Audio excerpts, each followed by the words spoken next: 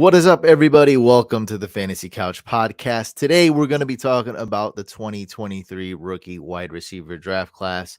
Last episode was a banger. Sushane, we got a lot of really good feedback from the last episode. People were loving it. I learned a lot. And a lot of people don't know that you're actually a tight end coach and you were dropping knowledge. And it kind of gave me insight onto why you always are debating these tight ends and on the Sure, definitely. Discord, like, what is it like? What are you at right now? Like 110 minutes of debating between two tight ends on the Fancy Couch Oh, baby, Discord. the Mayor Kincaid thing. It's been a wild ride for sure. It's been a run. I'll leave it at that. But it was great. So if you guys want to know more about tight ends, definitely watch the episode we just did 2 days ago, I think. A lot of debate between Kincaid versus Mayer. And I could sum it up for you really quick. Essentially, Kincaid, awesome receiver, awesome tight end. No shade towards him. Is just as Sushane loves Mayer a lot more complete tight end. Will get a lot more snaps, and Kincaid will be more of a situational guy. And that's Sushane's guy, Mayer, and that's my guy, Mayer. I'm very high on him as well. And we have a clip here. Should we roll the clip of you in practice? Can you Sure, hear let's me? do it. Why not? All Let's right, do it. we have a clip, a 12-second clip of I can. Coach Can you hear me? Sush. All right. Coach by day, Dynasty J Trader by night. Oh, Red oh, So, yeah, cat trip and dip, baby. He's worth a 4th-round pick. Oh yeah. There you are. What is there any significance to that, or is that just you guys just having So there's a fun? little bit of significance. I don't know if you've ever seen George Kittle's tight end training video. Probably haven't. It's more of a coaching thing, but his most famous drill is the catch, rip, and dip. And also the way that my tight end caught the ball, I'm actually trying to unteach him that way, because that's kind of how Luke Musgrave catches the football, and I'm not really a big fan of Luke Musgrave for that reason. So kind of shows a little bit of a couple things there, a couple different things. But yeah, I mean, I do coach tight ends. I don't have any playing experience, so I mean, the fact that I had this job means that the team puts a lot of faith and belief in me. They also trust that I can do this, and well, I believe in myself as well. That's kind of why I'm a little bit stubborn when it comes to the tight end evaluations. Like you said, I don't hate Kincaid at all, but I just really like Michael Mayer. I'm being a little bit stubborn in that regard, but man, I've been stubborn in the past and it's worked out in the past. So I'm going to continue to do it, continue to be stubborn, and Michael Mayer is my guy, ride or die, honestly. It's worked out for this position for you. Yeah, this particular position. We've had some misses on other positions. Right. We've all had our misses, but tight end has been wonderful. Following your tight end advice has really helped me out. So, trickiest position in fantasy football. I always say that. Very tricky, very risky, most inconsistent position. These are just facts. Very difficult. But yeah, we're talking wide receivers today. And these are my wide receiver rankings. Kind of make them bigger and scroll. Yeah, I was gonna say, let's zoom in on this. Here. Okay. So yeah, I just posted my rankings on Instagram a little while ago. I'm working on a new rookie rankings video that will be up on the main channel, but these are my rankings. And right here where it says VS versus ECR, that's how I'm ranking up against the consensus. So, for example, I got Jonathan Mingo 3 spots ahead of the rookie wide receiver consensus, and I have Quentin Johnston 2 spots below, which is pretty significant. This is just wide receivers. Yeah, okay, got it. This draft class as a whole, so this is kind of what I'm arguing with my rankings a lot, and I don't know, maybe you could say it's a cop out. Maybe you could say I'm wrong. That's fine, but it's just my thinking. I'm telling a lot of people you can't say I'm unoriginal, though. That's for sure. You can't accuse me of that.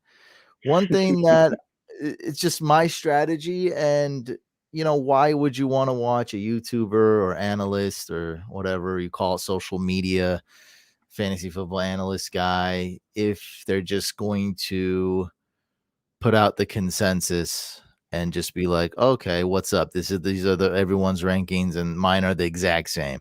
There you go.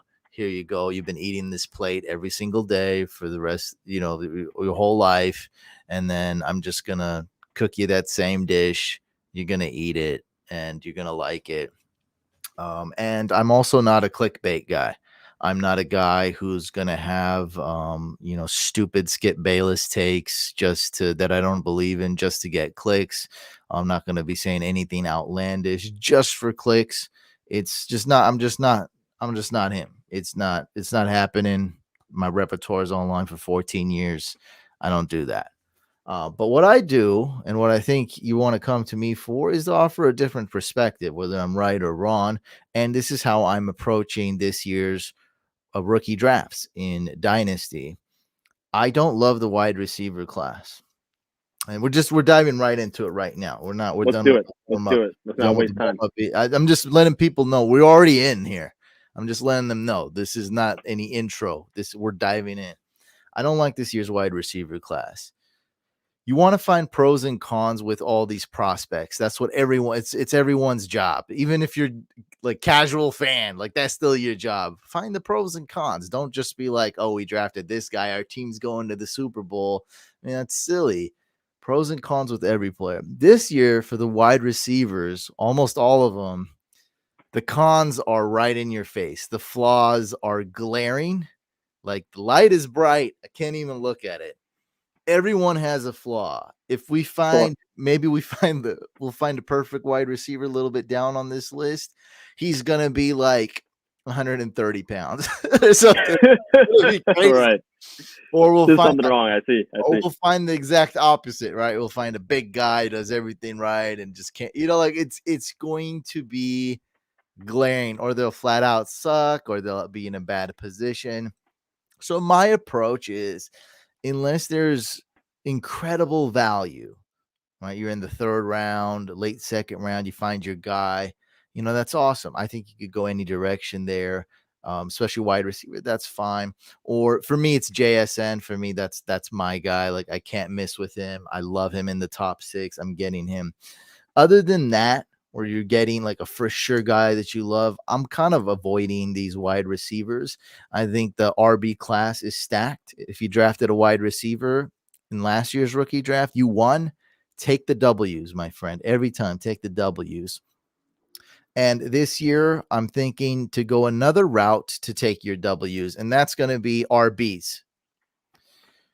Take an RB this year. You're going to win, right? Good QB class, I'd say, this year. Limited, though. It's not like there's 10 quarterbacks to pick from. You got your top 3 or 4 guys. Different opinions, that's sure. I'm not here to argue about every single detail like that.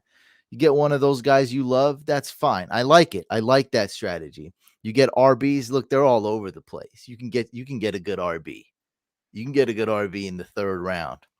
Yeah, I've seen the RB that I love going round 4 on another Discord server, and I'm just like, what's going on? You know who I'm talking about, right?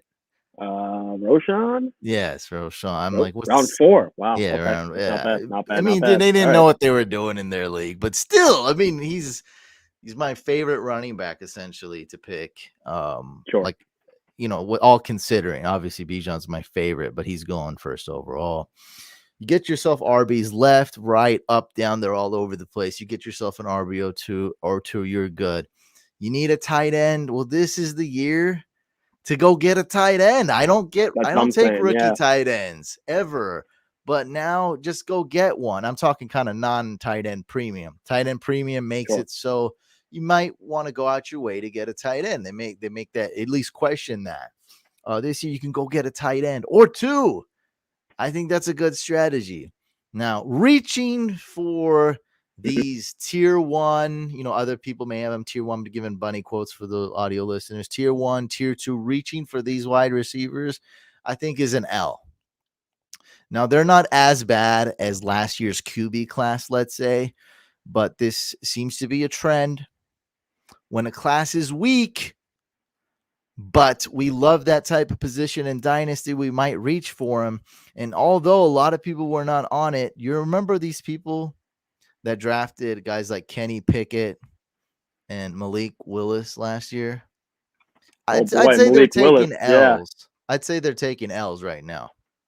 yeah. I was definitely on board with telling people like Malik Willis is my favorite QB last year. Like we could just flat out say that was wrong. But I also, to be good, to pat myself on the back, I also was like, I don't really like any QBs. So probably wouldn't really, I wouldn't be reaching for any quarterback as Right. he's drafted. I didn't really I never drafted any rookie quarterback last year myself. My Yeah. drafts are I online. was gonna Like say I don't think that was you got good. anyone. Yeah. So although I was pushing Malik Willis to the front of my QB rookie rankings, big no-no, big mistake, big boo-boo. I was diminishing the entire QB draft class last year. Malik Willis is supposed to be this amazing runner and just rack up fantasy points. This wide receiver class is not that bad. There's gems to be found. There's winners here.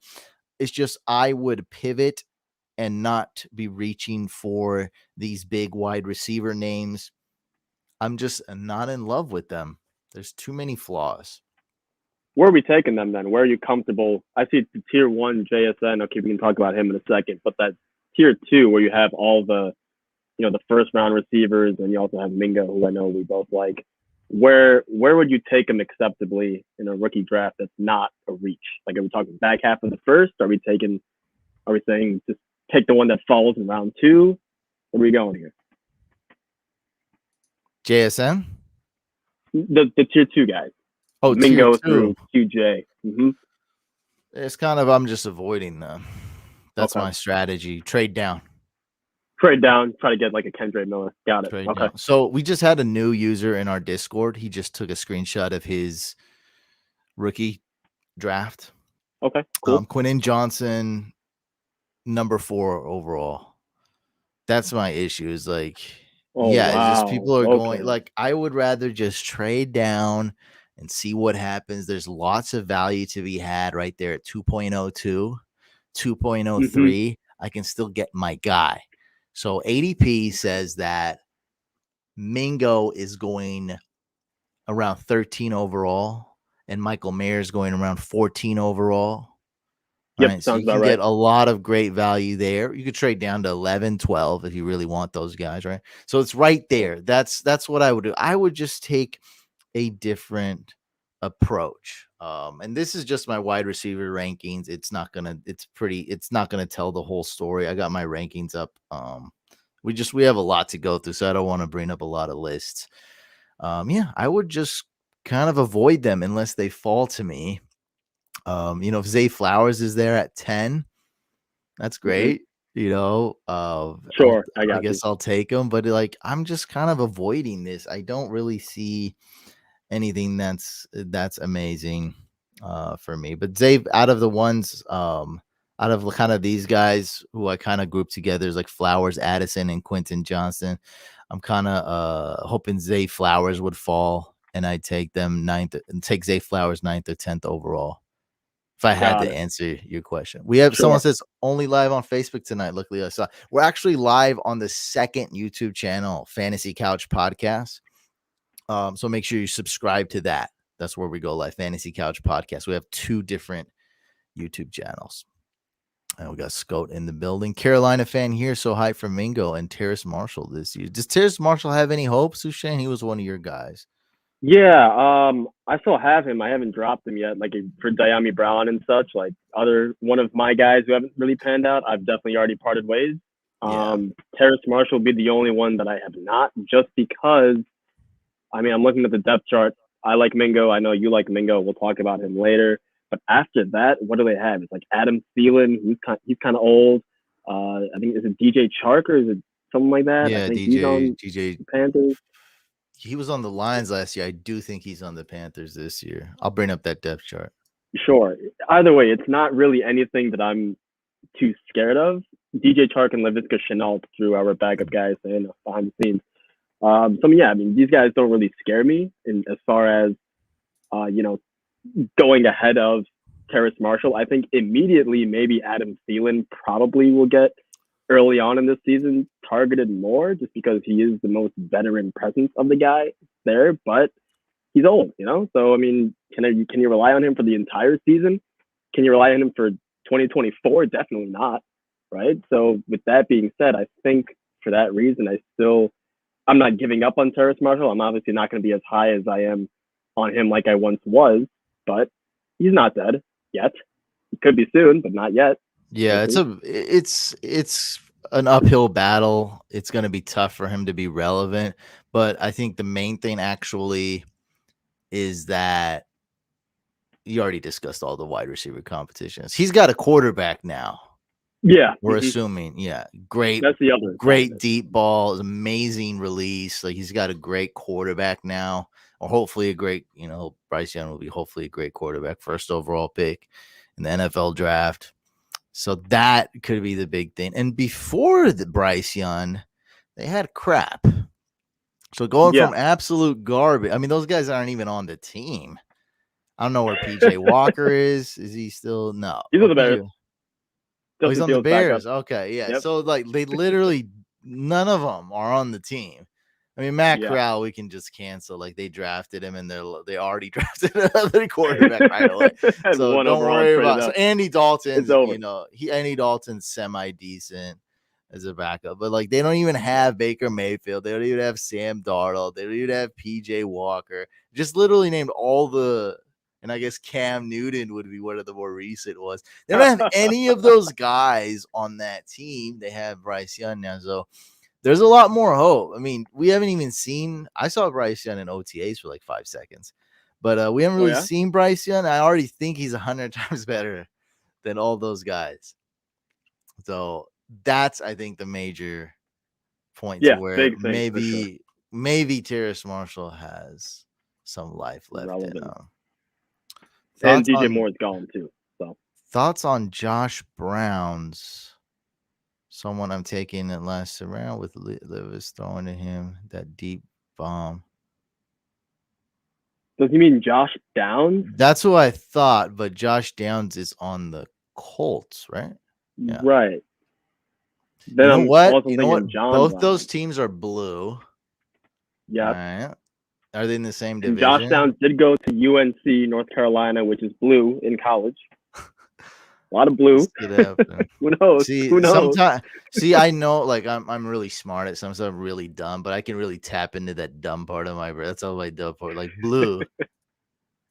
Dude, I do it all the time with a couple guys. This guy said, he meant to say Richardson. Yeah, I mean, you got Anthony Richardson and Will Levis mixed up all the time, right? I mean, how can you tell the two apart, right? Like, okay, whatever. This guy, See, Chandler, you're taking the show down a notch. I don't know. Honestly, we don't even know your question anymore. To be honest, he's talking about Josh Downs. Okay, maybe.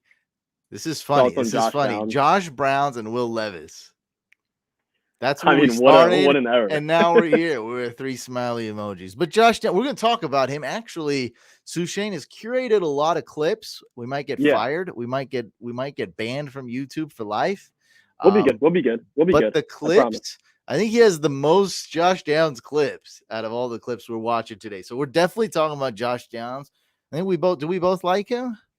I like him. I got him ranked 1 spot higher than the consensus, so that's pretty big because there's not a lot of wide receiver rookies. So I like him. I mean, we drafted him. We're going to talk about him, but let's kick it off. Let's start off with my tier 1 guy. By the way, guys, these are my rankings right here. Jackson Smith and Jigba, JSN, wide receiver number 1. I have him as a top 6 overall rookie. Let's go. So I have him also as my WR1. You have him at 6 overall. I have him at 5 overall. So we're both pretty excited about him. This is basically the biggest reason why. You can see in his route running, he really just makes guys silly. I've selected 2 clips for you today. This is the first one. He's basically just running around the corner.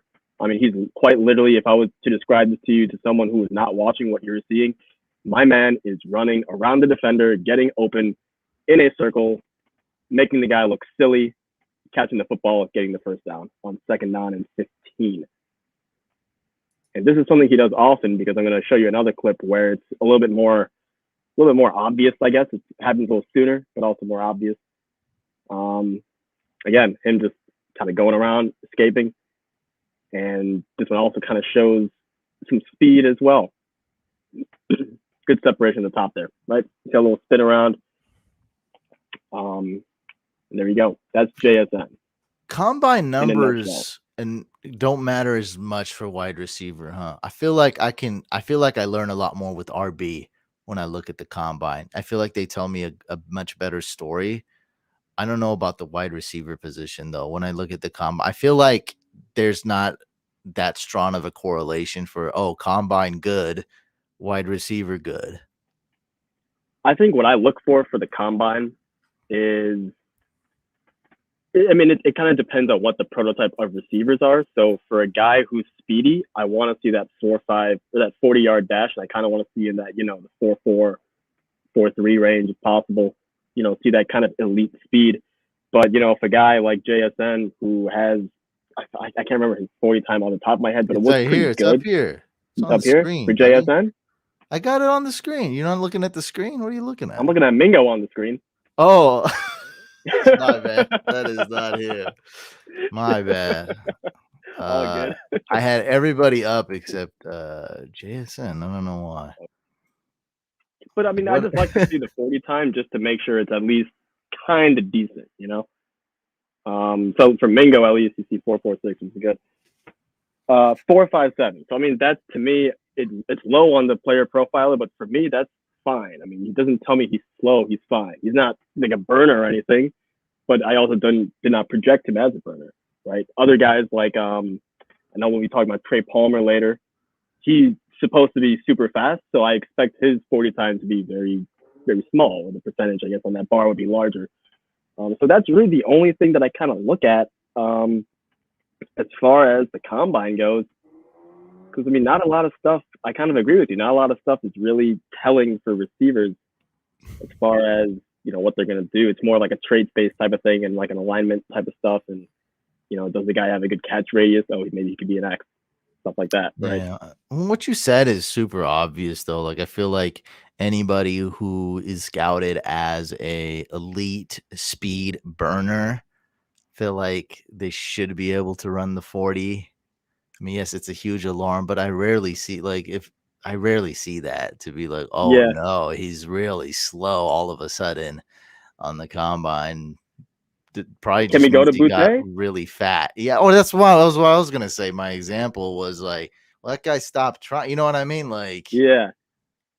like so. I get exactly what you're saying. The guy had it and then he just didn't do it, Yeah, he's literally the only guy though. Like that's what he stopped trying. Like that's what is a red flag, obviously. But yeah, I mean, because he just stopped trying. He's supposed to be a speed guy. So I mean, you're 100% right. I just mean like, when do we we don't bring that up a lot and be like, oh man, I found it. Like he's actually slow. Like it's just, to me, is not really like something that's gonna give you an edge. It's like a big reveal to everybody listening right now. Like, I feel you. boy. Yeah, nothing obvious. Yeah.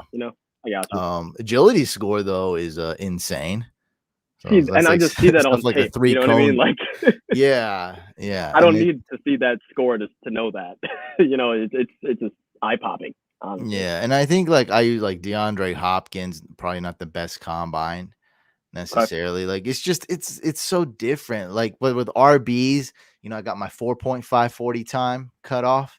Like that's huge. If you're below 4.5, I like you. If you're above, I need to come up with some really good excuses for you, for me to like you. There's definitely exceptions, but that's my big cutoff. There's a lot of other things. Fournette, height weight's a big one. Fournette was a good combine where I was pushing not to draft him. I was like, this guy's not LeBron James. Good for you. Wow. So RBs, where I think it's much easier telling. That's why, I'm able to scout these RBs, look at the combine, look at some film. It's just much easier. Wide receivers, a lot more nuanced. Very different with wide receivers. Okay, so this also, is our wide next receiver guy. is the toughest position for the average person to scout, because if you are just an uber insane athlete, chances are you're probably going to play receiver. because that's what you need to be in order to be a receiver. Everyone who plays receiver is very good at catching a football, is very athletic, is easily the best player on like the court when you're a kid. It's always the receivers are really, really, athletically gifted, really special like that. So it's hard to kind of decipher, hey, which one's going to be average, which one's going to be good, and which one's going to be great. Just to go on to your point. But yeah, we can go on to Jonathan Mingo, who I know both of us are really in love with this kid. Yeah, this one's scary for sure. Not a lot of film on him, and we can't show any film because the stupid can't SEC. Show any either. Mm-hmm. Yeah, I feel like we're going to talk trash about the SEC, and then they're gonna knock on my door. Like they're like, what are they doing over there? So SEC guys doesn't allow anybody to show even 1 second of footage anywhere, and so we're not gonna be able to show a lot of clips. But we got a ton of clips. Jonathan Mingo scares me. He's my wide receiver too. Not a lot to go off of, but it's another one where I did that famous DK Metcalf video where it's like. And this is one reason why it's hard to scout wide receivers is like sometimes these college teams are stupid and just like they just don't have the tool. Like they don't have the quarterback, or for some reason they don't like to call a screenplay, or, I asked the question, why didn't Brandon Ayuk get more carries in college? Because I feel like he's the best player on the team, but I'm not that coach. I mean, they just didn't want him getting carries for some reason. Like that's just how it is. If it was me, I'd give the man 4 carries in a season at least, just to see what he can do. Change the playmaker. It up. I get it. Yeah. But I'm not the coach. So there's a lot of reasons. So I think with Mingo, this is my assessment. And of course I bring more of the fantasy side. You're going to bring more of the real life player side. I think his floor is very low. I think his upside though is very, very high. I truly do believe AJ Brown is the upside. AJ Brown's the upside. We're talking leading the team in targets. We're talking playing the X role. We're talking being the alpha. We're talking getting fed the ball. We're talking having a great connection to being tied with Bryce Young for the foreseeable future. Both of them drafted the same year. We're talking about the Panthers, who I don't think are one of the dumb organizations out there. I'm from a town that was pretty poor. Some would say pretty ghetto.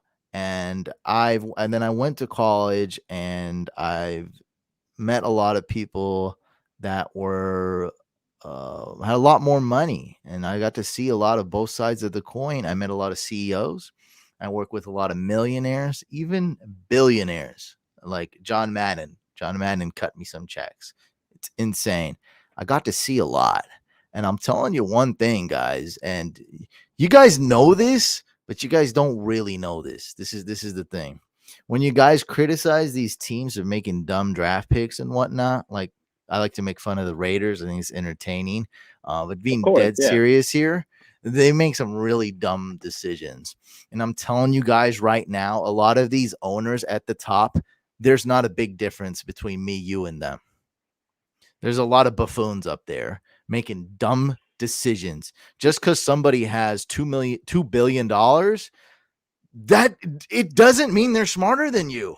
I know you guys know this, but I really got to tell you, they're not special. They're just dudes. Now, some of them, they're self-made. They are geniuses, right? I mean, they come in all shapes and sizes, just like me and you. There's some buffoons listening to the show right now, and there's some geniuses listening to the show right now. It's just the way it is. And some of these guys make some really questionable, really dumb, head-scratching decisions.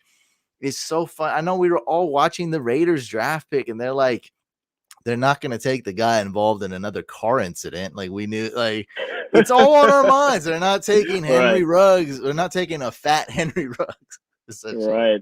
They're not going to do it. They're not taking Jalen Carter. And it's mind blowing. I actually know a lot of people that worked for Al Davis towards his later years. Know a lot of people in Raider Nation. So it's there. Okay. And I don't want to like rag on every single team and be like, everyone's dumb or not. No, I'm just telling you, some of these owners and GMs are stupid. I've told a lot of these stories before. Johnny Manziel was drafted by the owner. Dwayne Haskins drafted by the owner. Dwayne Haskins too? Wow. Yeah. Didn't know that. Hometown Wow. kid. Yeah. Wow. I'm telling you Crazy. guys. And yeah, I know a lot of people liked him as a prospect. I didn't. I mean, I saw that. It was easy for me to see. I was saying, like, look, give this Daniel Jones guy a try, a fair shot. I didn't love Daniel Jones, but look, he's doing much better now. He's got a real coach. Yeah, this is what's happening, guys. It's just like any other part of your other life. You see it. People have egos. People make dumb choices. Some people are just dumb. Some people are just bad people. They're out there, and they're NFL owners, sometimes NFL GMs. They're out there. Tangent. I knew I was going on tangent. Now to the Panthers. At least I'm gonna say right now, I don't think they're that dumb. It's not a big. I would agree. I'm not giving a big stamp of approval, but when I look at the moves, they make sense. They traded away CMC. Smart. That's how Sushane operates his dynasty team. He makes moves like that. Like, I would trade away I'm not winning. What am I doing with CMC? Right? They traded away CMC. They went. They had like a negative quarterback. Like, this is a quarterback, and the Panthers had this. Like, they didn't even have a quarterback for years. What did they do? They went and got a quarterback. They got the best college quarterback the last couple of years. They went and got a real quarterback. Yeah. They're making real moves. I love it. They got Adam Thielen, a pro's pro, a guy who works hard, came from nothing, right? He wasn't a nobody when he first came in the NFL. They're gonna learn from Adam Thielen. They're gonna learn. It's I like the moves they're making. I'm not a big Frank Reich fan. I'm just gonna say that right now. But at least, like I'm saying, like this isn't Washington and this isn't the Raiders. So at least that's a plus. Please talk about me. Get me more excited about Mingo, because I'm looking to probably draft him. I might have to reach for him. Okay. Make me less scared of drafting Mingo. Okay, sure. I'll make you less scared by putting Mingo in the context of these receivers, right?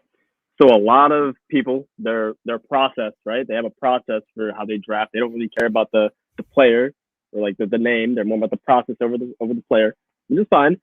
So what these guys are doing is they're going to say, okay, every single wide receiver that got round 1 draft capital, I must take in the first round of my rookie draft, period. So that means Quentin Johnston, JSN, Addison, and who's the last guy? Zay Flowers, right? Those 4 guys. So everyone is saying, I got to take these 4 receivers before Johnson Mingo. I don't have an issue with that. I mean, if that's your process, that's fine. What I'm going to bank on is the upside of what the X position, receiver position holds. And this is kind of going into that real football like we were talking about. I was also high on DK Metcalf and AJ Brown and Deebo Samuel as well. And these guys, from my memory, I think they went round 2, okay? Because there's a little bit of risk to them. But the upside is these guys are bigger human beings. They can actually play the outside X position and be, quote unquote, the one on their offense, right? I like using the word alpha. So nothing you said is wrong, but I think to me, alpha is important because it's not just X, it's that mentality. The guys you named off are perfect too. Sure. The alpha mentality. They're gonna give you the ball. When Deebo's not getting targets, he's getting carries. Like exactly, right, true alphas here. Like, you want to be the alpha receiver. I want to be the top dog.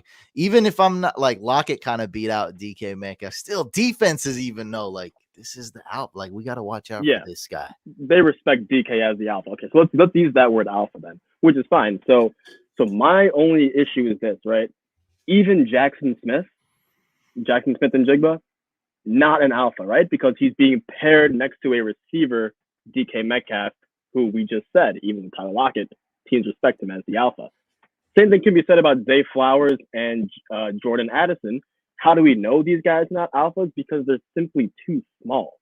They're too thin. They're too frail. So now you look at Quentin Johnston, and then you go to Jonathan Mingo. As you can see, we're pulling up Addison and Zay Flowers. They're a little bit smaller. So Quentin Johnston, he's 6'3". That's the size, right? 208, we like a little bit more pounds on that. And then you go to Jonathan Mingo, he's also a little bit larger. problem with Quentin Johnston is that the skills, right? I like the catch radius, the kind of the George Pickensy type plays where you're just kind of leaping into the air, just stretching your arms and kind of Randy Moss, that type of stuff, right? Randy Moss, people know what that means when we moss someone on the football field. I don't see that with Quentin Johnston. I do see that with Jonathan Mingo. So I, again, kind of going back to that very first point you said for fantasy football, where it's like Jonathan Mingo is a guy who has a low floor. I get it. I totally get it. It's definitely risky. It makes me terrified to put him as my WR2, which I also have. We're in agreement so far. But the upside, man, the upside is that he can be the alpha receiver of this class. JSN does not have any shot of being that. Mingo does. Again, JSN is so skilled, so I'm not going to put Mingo as the one of this class. But man, I mean, I'm willing to ride the upside to put him. Anyone after JSN, I'm willing to ride Mingo over that for just the pure upside of being that alpha receiver. And then, of course, all the other stuff we talked about with Terrace Marshall, Bryce Young, opportunity, the depth chart, all that stuff, it all kind of lines up. So, I mean, yeah, you're saying reach for Mingo in one of your leagues. I'm kind of on board a little bit. Let's go over things that are more concrete, basically common ground with even people that don't like Mingo. In other words, like facts. Okay, he's an X. Okay. He was used as a slot. He was? Oh, so it's versatile. He was used as a slot. So versatile. Yeah. Versatile. Mm-hmm. So he didn't play X in college? He did. But what I'm saying is he was also okay. I thought okay.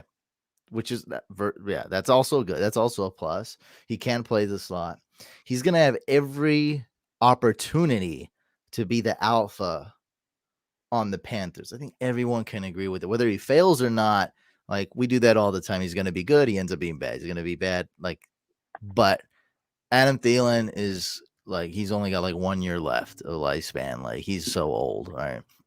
Yeah. Adam Thielen's going to be gone. There's not really a lot of competition there. Those other guys we named off, they could be gone or be nobodies really soon.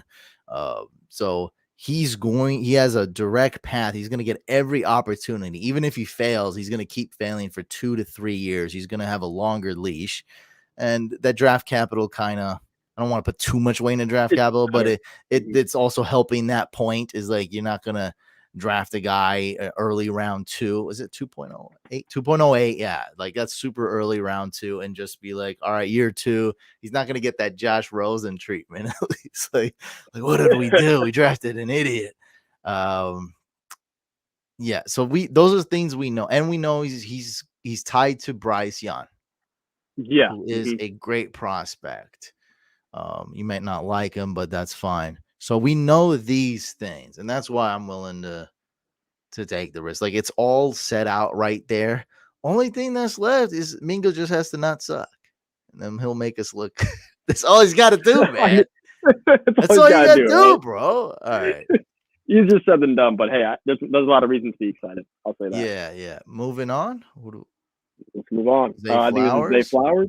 Okay. Now this was tough for me, bro. Because Jordan Addison's a good wide receiver, and I'm not the best at scouting wide receivers, but to me, Zay Flowers popped way more than Addison, and I tried with every fiber in my body to rank Addison ahead of Zay Flowers, and I just had to go with my personal, who I thought was more talented and who popped me through more.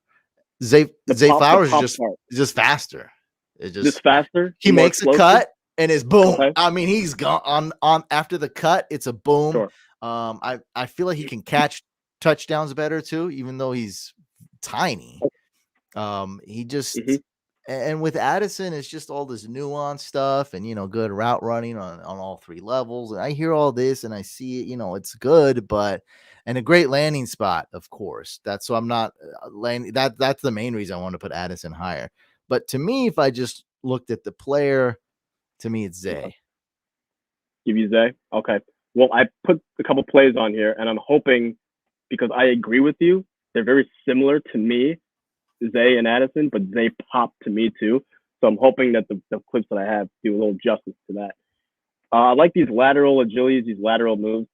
I was trying to show some stuff where it was not as deep of passes because he does a lot of stuff where he's he's starting on the left side of the field and then kind of like a crossing route or like a drag route, whatever you want to call it, and then goes to the other side of the field.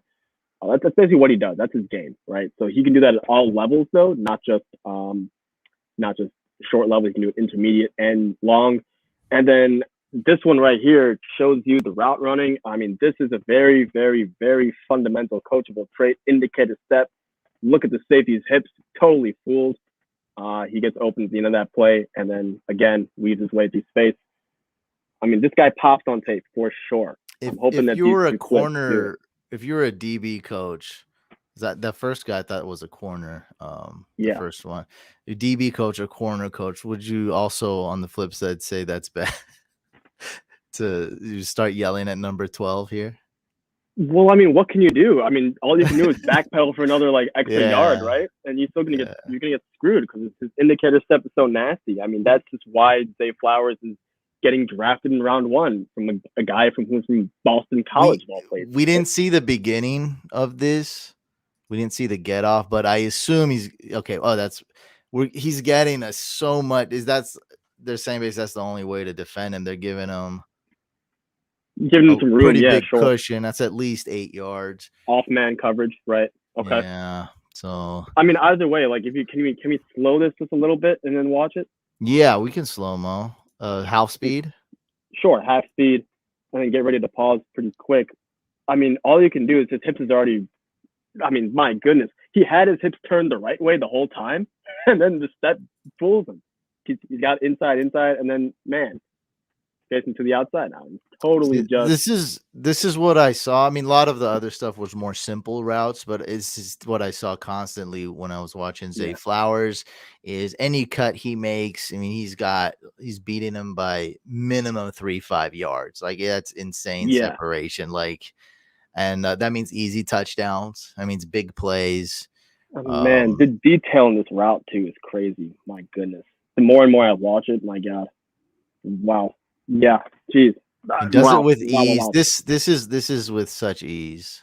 This right God. Here, it's with a lot. So this is the type of stuff you're seeing, right? When you're saying cuts, this type of stuff, right? Yeah, I mean, when he cuts, it's it's five yards. The guy's not even near him. Like it's easy touchdowns. And after he gets the ball, I mean, he's really fast, like we saw in the first clip. So he's got this too.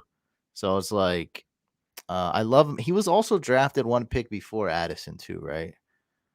Zay Flowers, man, it was 20, 21, 22, 23. So it's right back to back. So, I mean, the Ravens had their choice of Zay Flowers or Addison, and they chose Zay Flowers. That's not a big point. I know that I can't be like, hey, this is what happened, therefore he's better. I'm just another thing on top of that, like, and the Ravens, they're one of those teams that aren't dummies too, for sure. They're one of the teams that drafts the best, actually. They're a great drafting team. Questionable wide receiver, but in general, yeah, I agree. I agree there. Yeah. You hate Hollywood, Brad. Hey, they traded him though. They traded him for a better pick. They traded for a better pick. How can he do that? And he ended up actually being good after a couple years. Yeah, definitely not an X. Definitely not an X receiver, Hollywood Brown. But he's pretty good. He's pretty good. The pro comp for Zay Flowers is Antonio Brown, which I think is fascinating. Again, they're saying Antonio Brown, the football players, not all the off the field stuff, which I think is fascinating. If we're talking fantasy football, I mean that could be because again, Antonio Brown, he's not an alpha X. He's not. But he just became so dominant at what he did that he kind of forced his way into getting all those targets. So I wonder if Zay Flowers could be that. He's the guy who could play literally any position on Antonio Brown, he plays Alpha X too. But can we pull up his height, weight, AB? Antonio Brown, yeah. Yeah, because I just want to see how small, because I know Zay Flowers is 5'9", 182 on player Brown's profile. Taller. He's 5'10" or 5'11". Antonio Brown's slightly taller, 180. So Zay Flowers is 5'9", 182 pounds. This site's slow. And bringing up Antonio Brown. And the next guy we're going to talk about is Jordan Addison. Okay. He's a little bit Antonio thinner, Brown, just slightly bigger. Yeah. 1 inch slightly taller bigger. and 4 pounds bigger. Yeah.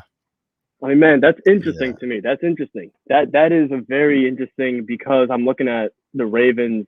I like Bateman and I like some other guys, Odell, but do they scare me long term? Maybe not. And also, I've been watching a lot of Georgia football the last couple of years because they've been so good. Their offensive coordinator is now he's the Ravens offensive coordinator, Todd Monken. So let's see what that passing offense looks like. I'm very excited for the tight ends, but I'm also very excited for some of those receivers.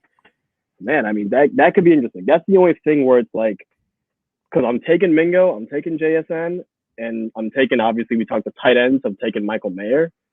So, I mean, Zay Flowers might be that guy where it's like I look back at this draft a year or 2 years from now, and I'm kind of thinking, man, maybe I should have gone with Zay Flowers. It's the only prospect, just by the way. It's not like JSN or whatever. Like, if JSN, I miss out on JSN, it's like, all right, I had to pay that premium cost, which I chose not to. Zay Flowers, it's gonna be one of those things where it's like, man, is it gonna bother me that I don't have more of Zay? Yeah. Greg Roman, Ravens' previous offense coordinator, is a freaking weirdo. He's out, which is probably a good thing. That guy's so weird. And Lamar Jackson's going to be running the ball less. We know that. So, I mean, we know it's kind of an unknown situation, but those are the things we do know. Zay Flowers Lamar this season. We'd probably go insane for Zay Flowers if he was bigger. Yeah, no doubt. Oh my God. Like that. No doubt. And by the way, we're moving on, guys. Antonio Brown, not a great combine. No. Another wide receiver. 6th round pick, right? I don't even know if they had a combine during Jerry Rice, but he wasn't a good combine guy. I know that too. That's what I'm saying. The combine, there are some stuff to look at for sure, but like it doesn't really. I see the 40-yard dash time. It's pretty all right. It's not terrible. Well, for his size, no. Right. I don't know if you're being sarcastic. It's not terrible, but for his size, his speed score is terrible, though. Oh, I see. Yeah, because he's so small. That doesn't matter. He's got football speed. He was actually a really good returner. He beats guys deep. So Antonio Brown is. So it's the route running. Gotcha. It's every no. He's got legit speed. It just didn't show on the 40. He has speed. I mean, you can't just burn literally every single cornerback and be like, this guy's not really fast. Like he is fast. Because he kills it in the deep game too. Like it's not just he's not like Wes Welker, like is all underneath. It's not like Edelman. Like he kills it in all aspects. And he returns like he returns touchdowns back in his day. They'd have to sometimes, when he stopped being a returner, they had to sometimes put him back because like they really need a punt return. So they'd put Antonio Brown back there. Wasn't he the guy who like kicked the punter's face? Kicked the punter, and we put that. I think that was the year you were in the draft. I put that in a meme in the middle of the cake. Oh, the cake. Yep. Yeah, Antonio Brown kicking the. Yeah, what a beast! Too funny. Yeah, this to me was the closest thing to Jerry Rice too. That he ends his career, how it ended off the field stuff. Next up, take a quick look at these rankings again. Next up, we got Jordan Addison here. I have him 2 spots below the consensus. Okay, here we go. Jordan Addison. So this is what to like about him. He's got these ridiculous hands. I'm looking at off-balance catch. Very nice, ball adjustment. The thing with him is he, in my opinion, is the reason why Kenny Pickett was a first-round draft choice. I think this guy really, I think you hit the nail on the head with that. Yeah, I think so. Yeah, he was very talented 2 years ago in Pittsburgh. He won the award. It's called the Biletnikoff Award. That is given to the most talented or the best receiver in all of college. He got that award. He was used a lot in the slot, a little bit outside too. And then he transfers to USC. USC, he gets a quarterback upgrade. I'm not even going to use the word in quotes. It's an upgrade. He goes from Kenny Pickett to Caleb Williams. We'll talk about Caleb Williams a lot more next year. He's a very, very exciting prospect. getting compared to Patrick Mahomes, that type of praise on Caleb Williams. And they moved Addison from the slot to the outside. And his numbers kind of go down a little bit, and that's probably why the hype is fading from him just a tad. He's good. He's good. He's kind of similar to, I'm going to use a name, but I still think I'm right about this one. Chris Olave, okay? Chris Olave, a year ago, I said was a very high floor, low upside player.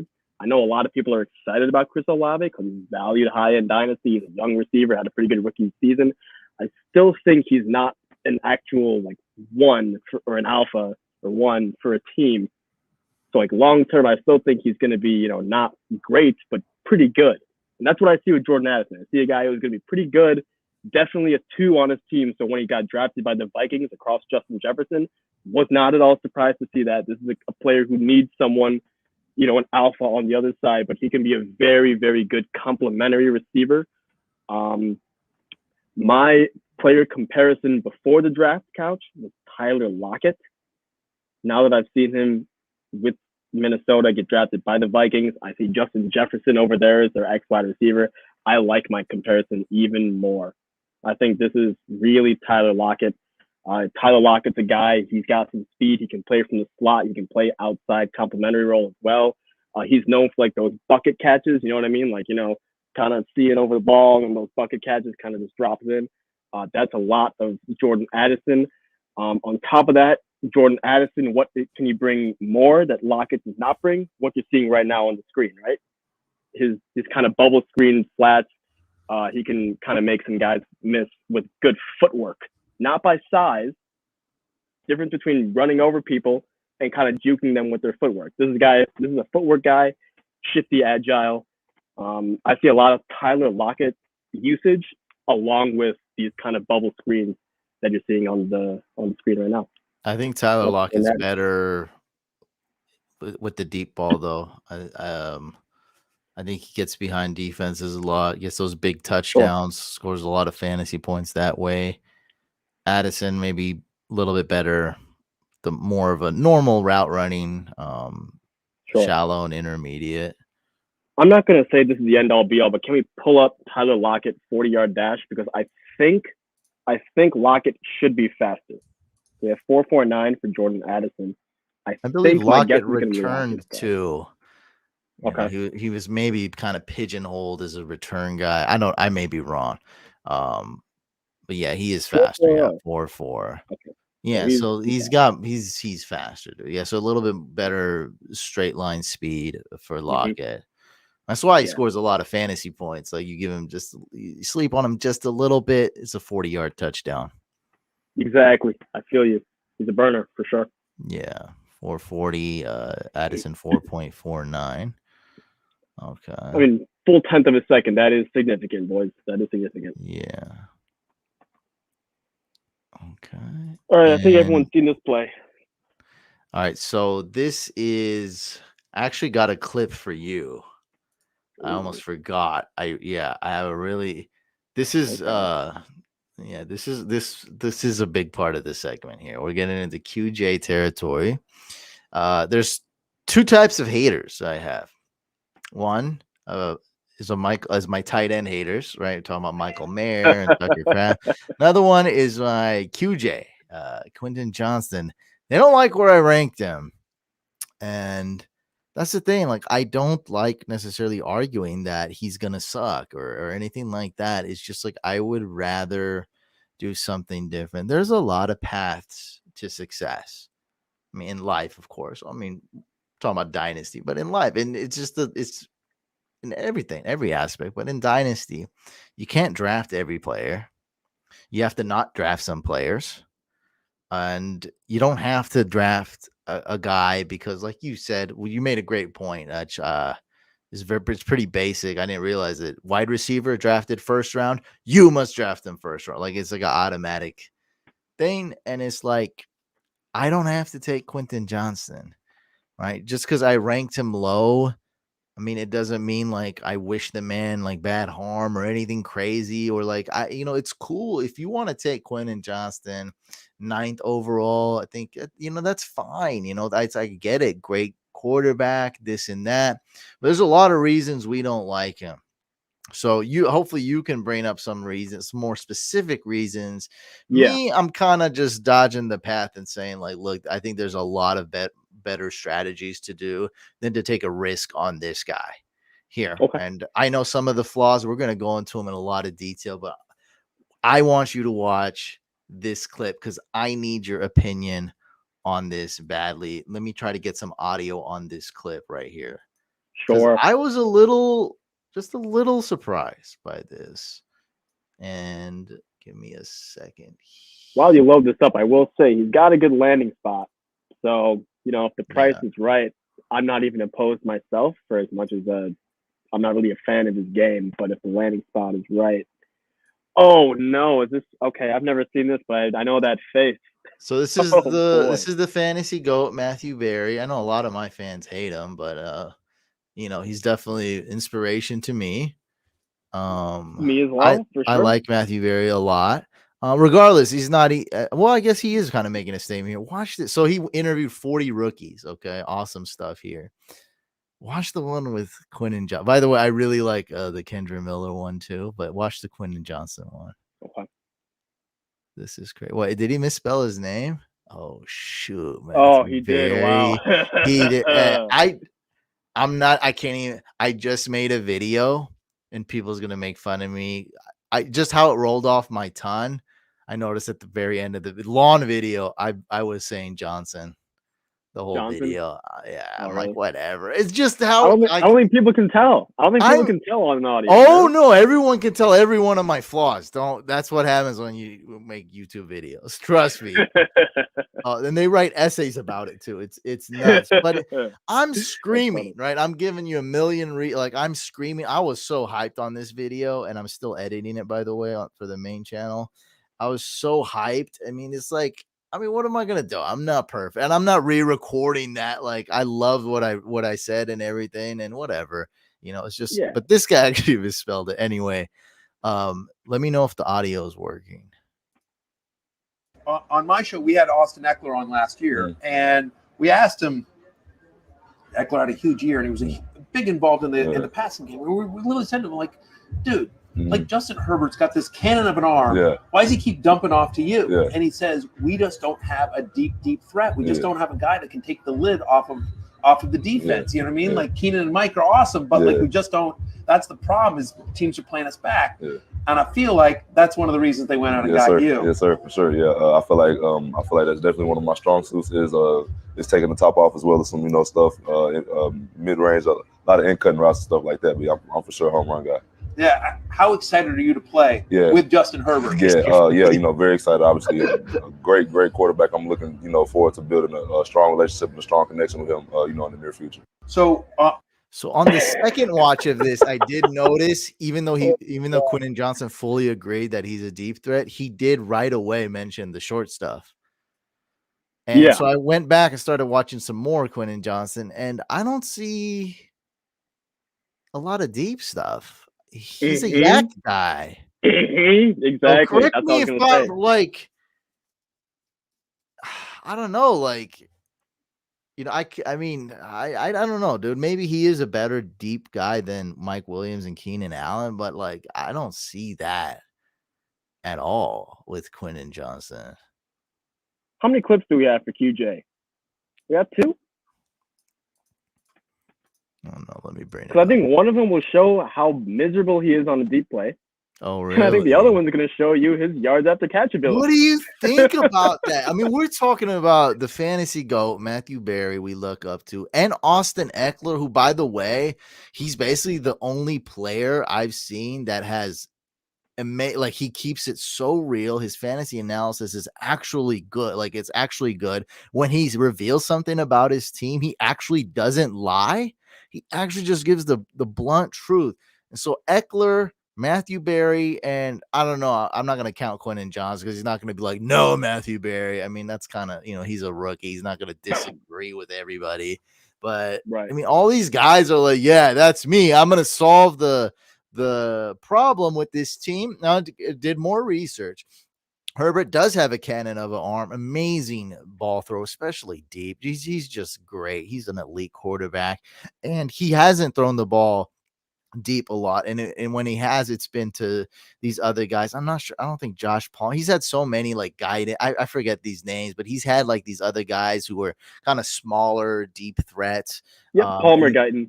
Yeah. Occasionally would throw it deeper to him. There's been other guys too on that team, and you know, and he hasn't thrown that much. So I've seen the stats. He's like 28th in deep ball throws or something, whatever it is. So that's there. Okay, that's right. Those are facts.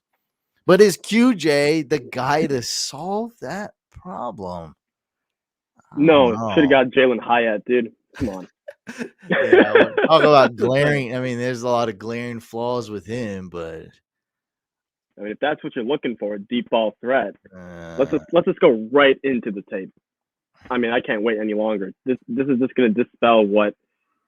I mean, I get what Matthew Berry is saying. He didn't need a deep threat, but this is what he can do on deep balls. He's going to go up there. He's going to use his size advantage and then just completely shrink at the catching point here. You know, point of contention. I mean, my goodness, can we get a catch radius going, my guy? Oh, geez. The more I look at this play, the more I want to lower him. Like, break it down basically. What's going on in this clip, also to the audio listeners. Okay, so what's going on is he's running a deep route. He does everything well. He makes a nice move at the top of the route to get by the corner who's playing off-man coverage on the far side of the field. And then what happens is as the ball comes to him, it's a deep ball. The ball is in the air for over 50-plus yards here. What happens is, most guys, you want to see them jump up, kind of do that Odell Beckham thing where they're kind of extending their arms, maximizing their surface area to catch the football. And that's called using your size to your advantage. Quentin Johnston, bigger bodied receiver, right? The problem is that he kind of condenses himself and kind of curls up into a ball. It's not even like the Musgrave thing we were talking about the other day, where he's putting his hands up in front of his chest. At least he's squared up to the, shoulders are squared to the quarterback, Musgrave. This guy is simply just condensing and shrinking his catch radius, which, I mean, great, not to ball tracking, because, I mean, with a smaller catch radius, you really have to be superb at tracking the ball accurately as a receiver. But let's use your size to your advantage. Let's start catching the football out here instead of, up all, next to your chest by your chin all the time, right? The same issue that Steve Smith Sr. I remember when he was breaking him down early on, he was saying, the one knock that I have with him is that he just goes up there and he doesn't go up there and get it. He just goes up there and kind of lets it come to him, and then the catch radius shrinks. And this is what he does on deep ball. So, like, I don't understand what Matthew Berry is saying by this guy, is a good deep ball threat. This is, however, the upside with him. You're going to see him get the ball in space, make a couple moves, bang, bang, yards after catch ability. Can't bring him down. First down. Watch it from the top again. Bang, makes the guy miss. Makes another guy miss. Next play, makes one, makes two miss. There's another one there. Can't wrap him up, gets the first down. That's what I'm saying. This is what he brings to the table, this type of yards after catch. I'm so large of a player and such a physical, I'm not saying QJ is physically sensational, but he's still pretty physically gifted. So he's so hard to bring down like that. Yeah, he's an athletic dude. He's He's got good size. Yeah. That's basically it. I mean, that's basically what I see with him. I see him as a yak kind of monster. I don't really see him as a deep ball player. And, in order to be an X wide receiver, which is what he's supposed to be, you have to do it all, Couch. You got to do everything. You got to be good in the short game. You got to be good in intermediate and at the long ball. If you're only good short intermediate, you become limited as a complementary receiver. Once you become limited to that type of role, now I start prototyping you. He's not a Z because he's not a burner. Now he becomes a big slot. What's a big slot? Possession receiver. 3rd and 3, passing down, I'll give it to Quentin Johnston. Great for football, not so great for fantasy football. So that's basically where I'm at with Quentin Johnston. I don't think I the disagree with Chargers Terry.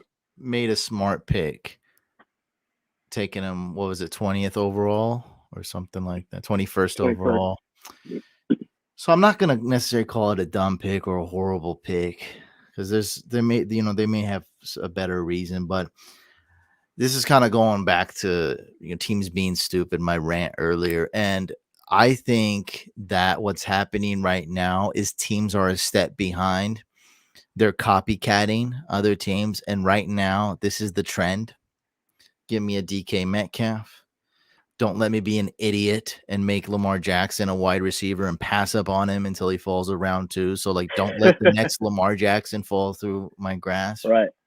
And go get a lot of athleticism and these athletic traits. And it's I don't know why you have to see, I get the Zay Flowers and I get the Addison, right? See, that to me, I'm nowhere near calling those teams dumb. I actually get that. This is you're trying to draft DK Metcalf. You already lost. You're already a step behind. Why are you trying to hop on this trend? He's not DK Metcalf. Matthew Berry, he's not DK Metcalf.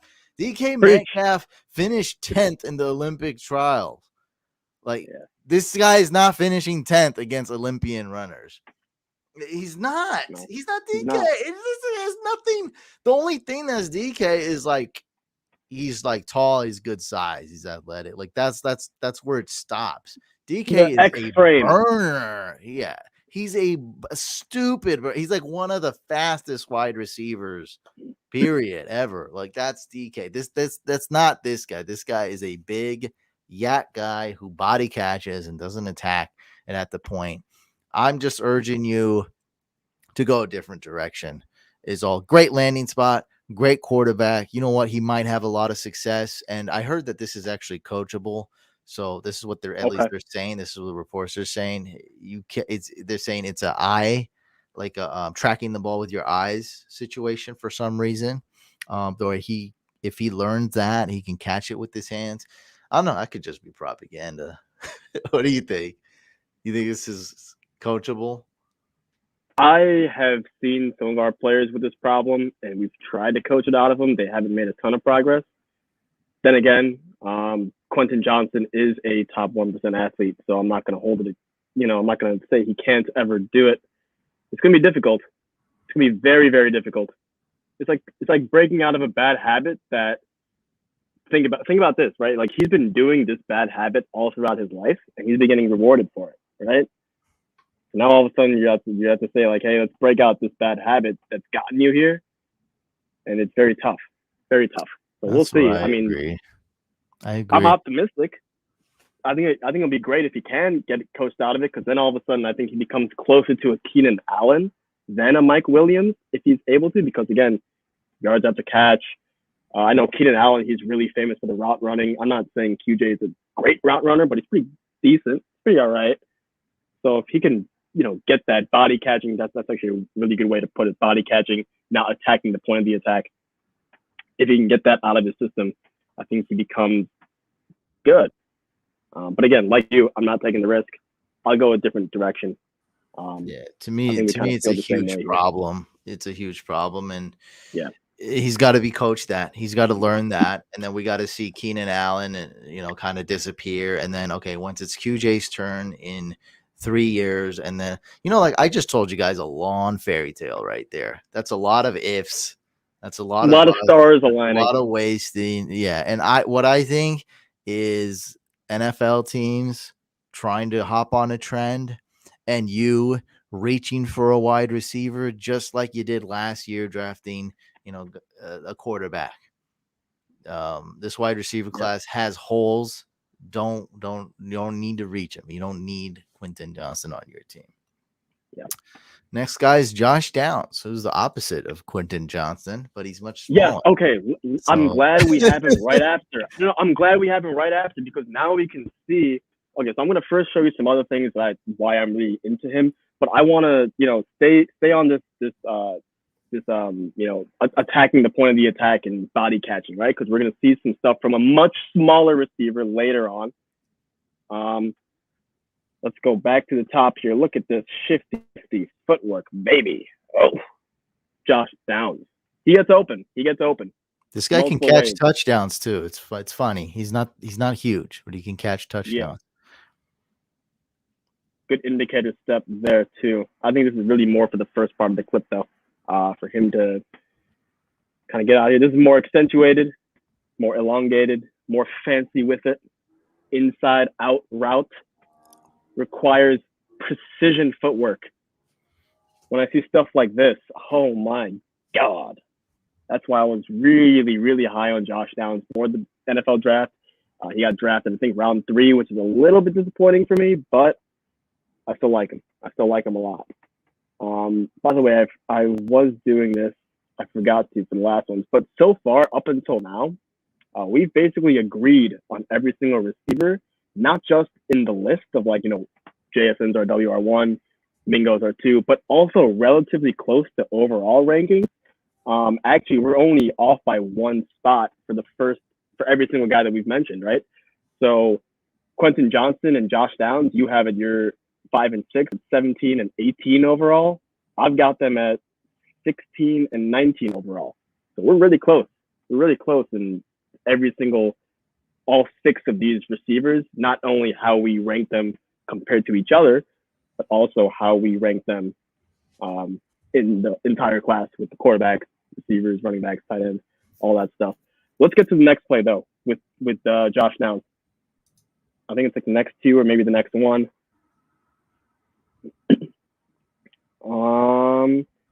Okay, this is going to be his speed. Super accelerator. Watch the other players compared to him. That's how you can judge speed. Everyone looks like they are literally stuck in mud while he is, I call it hyperspace mode. You're a Star Wars guy, Couch? Yeah, low Star Wars. Hyperspace. He goes so fast, so quick. It's nuts. It's nutty. And that kind of goes along with his very first play that we saw, which is like kind of like the shifty, nifty footwork, change of pace, little tempo. This is what I'm talking about here. This okay? play. Yeah. Yes. Wow. My God, you're not going to see this with Quentin Johnston. This is what I'm talking about. Like, if QJ could do that, he's so much lankier, so much taller. Imagine the catch radius now, right? Yeah. But Josh Downs, he actually has a catch radius, even though he's much smaller.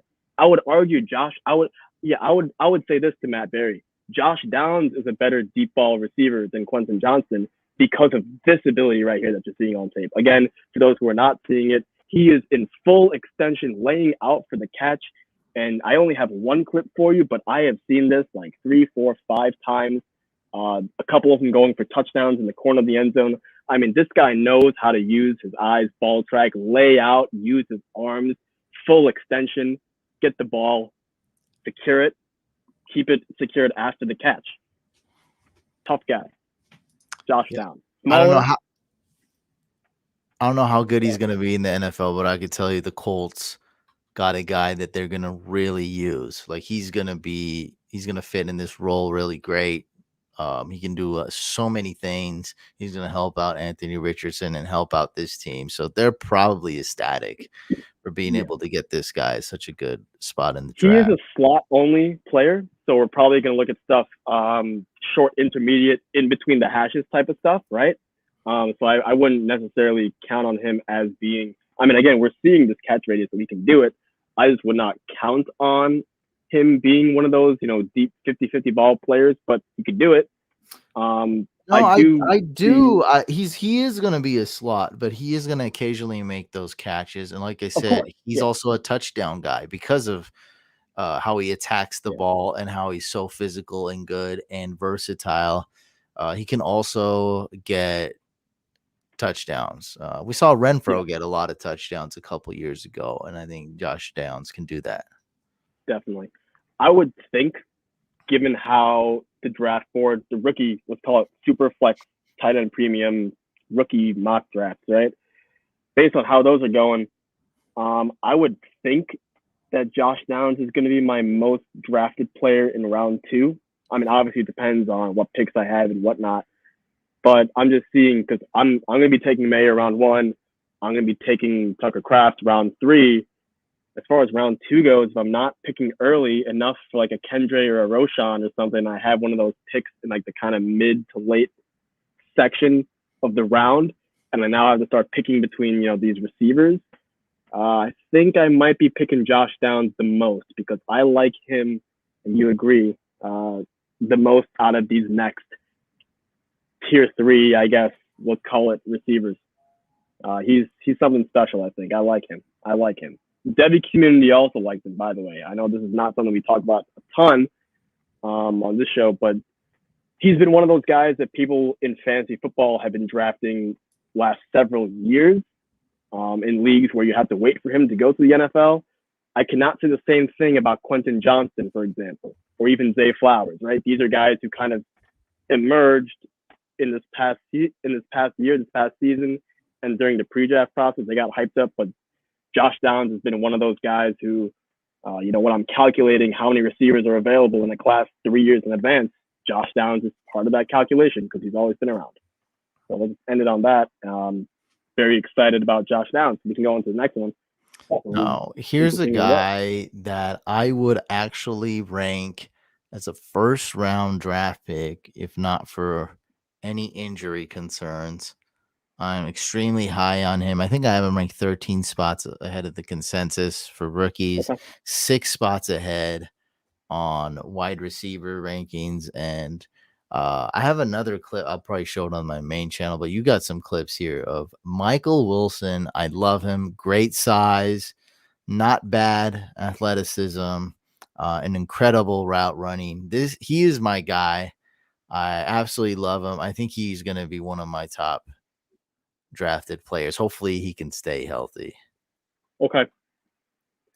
He's my type for sure, just by the way. Big body, X receiver. This is the type of stuff he can do. Oh, my God. Yeah. Touchdown. Right. Touchdowns as well. Right. You know what, guys? Well. In fantasy football, touchdowns are a big deal. Yeah, I always but this say is touchdowns are king. Man.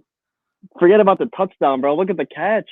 The catch. No, I know. I just mean, like, on top of that, he has the ability to get touchdowns. Like, it's something to look at. Like, if you see a smaller guys score less touchdowns. It's just the way it is. But when you see a small guy and you're like, he has the ability to get touchdowns, it's something to know. And Mike Wilson's not small at all. He's big, but also can get a bunch of touchdowns. It's a big deal. He has that ability to go get touchdowns. Sure. That's what I'm saying. That's what I like. And that's a big thing to me. He can move the chains for sure and also get touchdowns. Couch, he's an X. He's not a big slot. He's not a Z. His skills tell me he's an X wide receiver. Problem is the injury, and it's a big problem. It's a big problem. This kid cannot stay on the field. It hurts to say it, but he can't. He's the exact receiver that I'd be looking for, but just can't do it, man. It's tough. So there's hope it didn't freeze out on me, did I? Okay. That also, we only got this one clip of Michael Wilson, but I'm gonna have another clip on my main channel. Man, I love him. I can't say I can't say much more good things about him. If he wasn't injury prone, he'd be my first round guy. Probably my biggest sleeper in this draft. I love him. Next guy is Jaden Reed. Are you still there? Oh, you're frozen. Yep. He's frozen. Go ahead and quit and come back. You're frozen. So we'll wait for him to come back. Next guy is Jaden Reed. Good speed. Kind of a sleeper guy we liked in the Discord, but he got drafted kind of early on the Packers. I'm starting to like him less and less. We'll see what Shane has to say about we're on Jaden Reed now. Hello? Are you back? No, he's done again. Shoot. I want to hear his opinion about all these guys because I'm making a video about it right now on the main channel. But yeah, I mean, that's really all the analysis I got of him. I don't like him as much. I don't know if he'll be a target monster in fantasy football. Hello. Sorry about that. I have no idea what happened. Okay. Okay, Jaden Reed. Anyway. Okay, Jaden Reed, Chicago kid. Let's talk about Michael Wilson real quick. Can we go back? Can I finish that? Can I redo that? I love Michael Wilson though. He's my type of receiver, dude. He's my type of receiver. What I was trying to say is that he can't stay healthy. The fact that he can't stay healthy is actually a really big problem. It's not one of those things where it's like he's got like a minor issue here and there. Like it's a problem. It's devastating.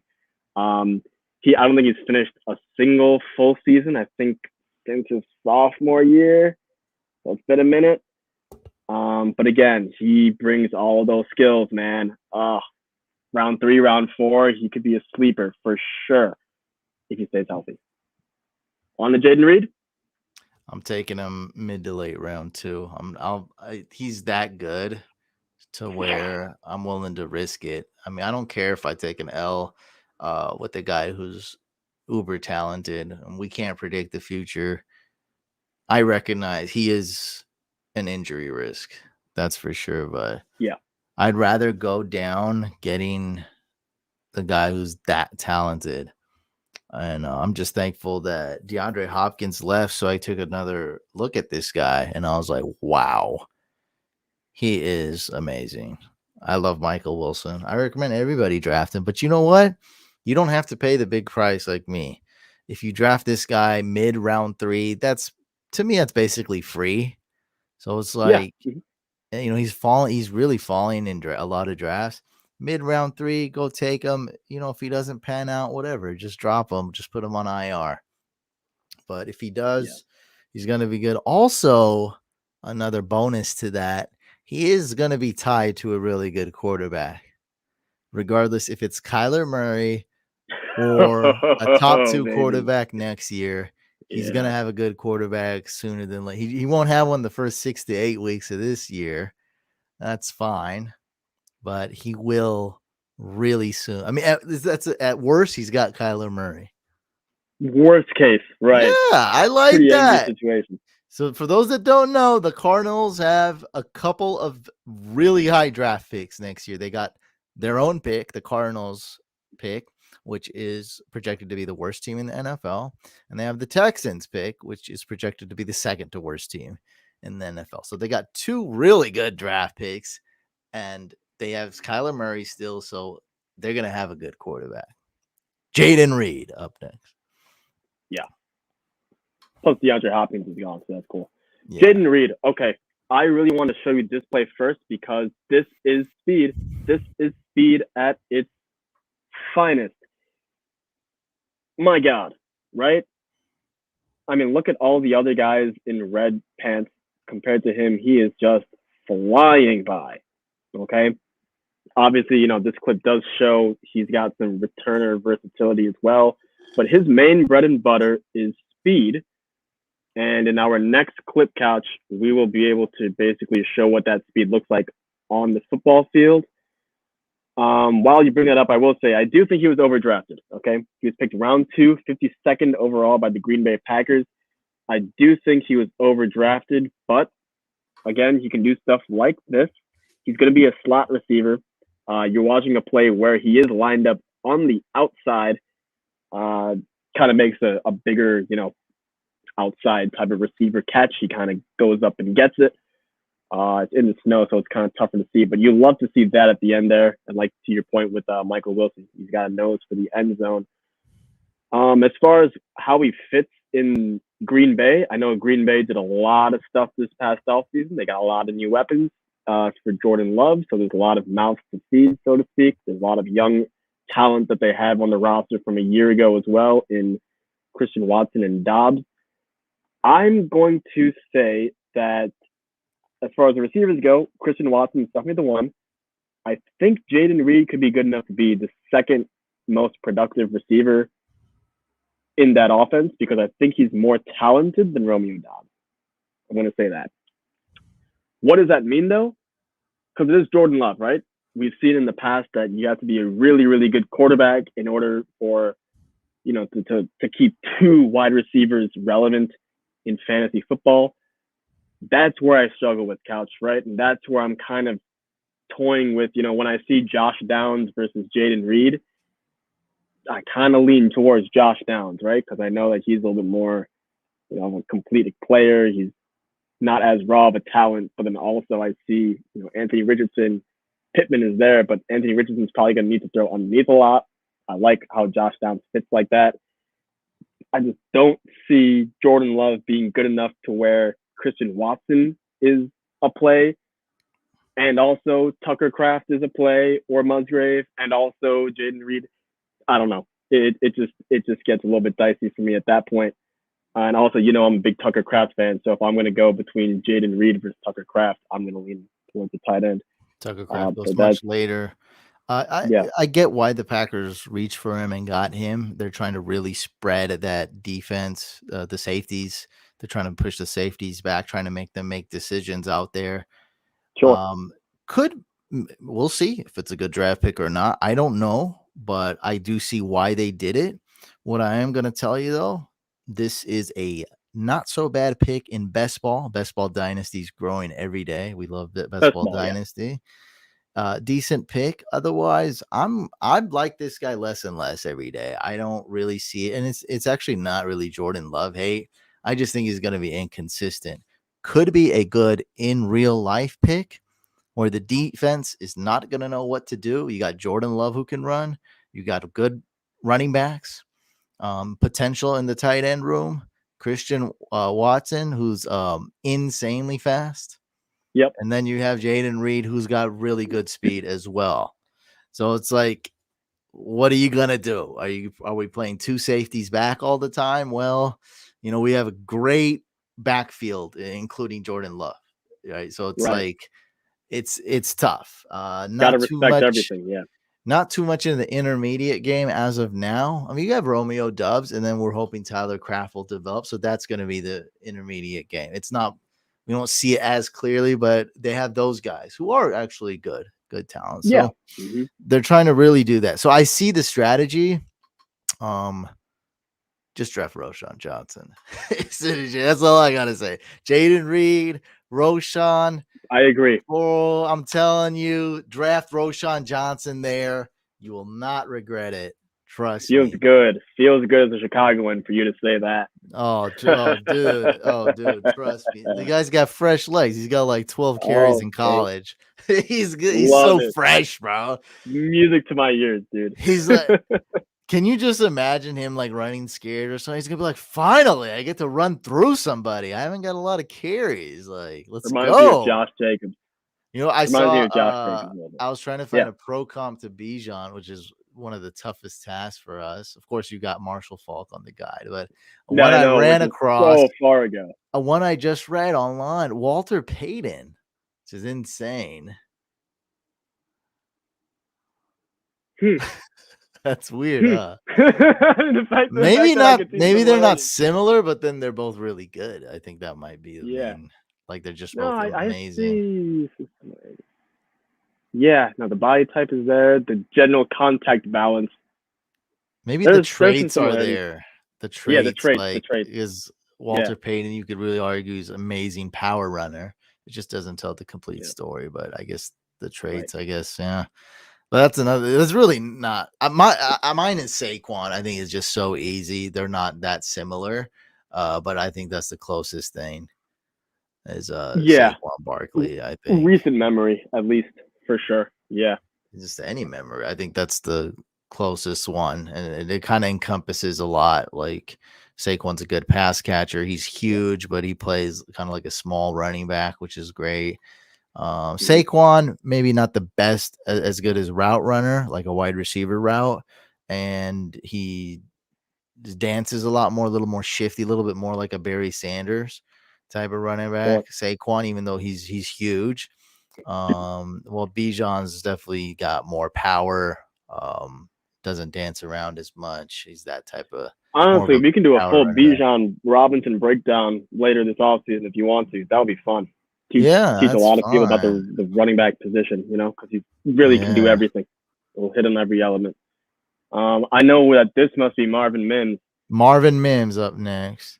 Okay, yeah. So, Couch, I went through before we started going live, and I looked at your rankings, I looked at my rankings, and either we're the same or, I'm slightly higher, you're slightly higher.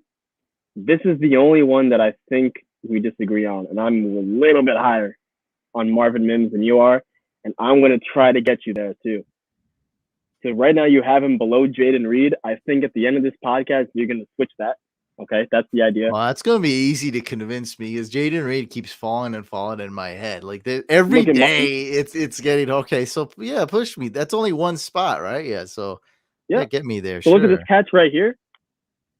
I don't think you're going to see Jayden Reed ever do this type of stuff in his life. That's concentration. That's ball tracking. That's getting up there. That's using the radius. I mean, right away, in my opinion, I like Marvin Mims more than Quentin Johnston, I think. I'm probably not going to rank it that way just because, value, whatever, this, that. I can just take Quentin Johnston if he falls nicely and then flip him for something more legit. But, man, I like this Marvin Mims kid. I also like the fit in Denver. Now, that's going to be a little bit wild because I know Jerry Jeudy is probably the most talented receiver. Courtland Sutton is probably the alpha receiver over there. So what does that leave Marvin Mims? Well, he's probably going to take over KJ Hamler, Tim Patrick in the slot. Man, I like this guy. As you can see, he's working on the outside there. He can, but he's definitely, you want him in the slot. I was about to say it like that. Like, he's so good. Okay, because Jeudy could play outside. Jeudy could play outside. Yeah. I think Jeudy will play the outside, in my opinion. Okay. I really like this guy. This type of stuff, right? He's, in my opinion, because Elijah Moore was super jacked too, which is also why I liked him. He had a really good dense frame. So I'm not saying Marvin Mims is like that, but like in terms of what they look like, very similar. And I would argue Marvin Mims slightly more impressive ball skills. I'll use the word impressive, not better, impressive. It's more flashy. So I like this Marvin Mims character a little bit. I'm hoping you start watching more. What I'm showing you is definitely his clearest best play. All right. You're going to see a lot of stuff where it's like, yeah, he's okay. Yeah, he's all right.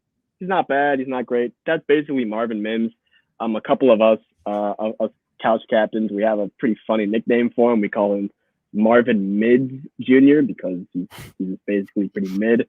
But again, mid is not bad, right? There was a time when Andy Dalton, when he was starting for like the Bengals and whatever, was a decent super flex quarterback, right? There was a time when even Jimmy Garoppolo, a couple seasons back, decent super flex quarterback. So even these average, just 50th percentile assets, still decent, right? And if we're talking, late second round, mid second round of the rookie draft, who else are you going to get, right?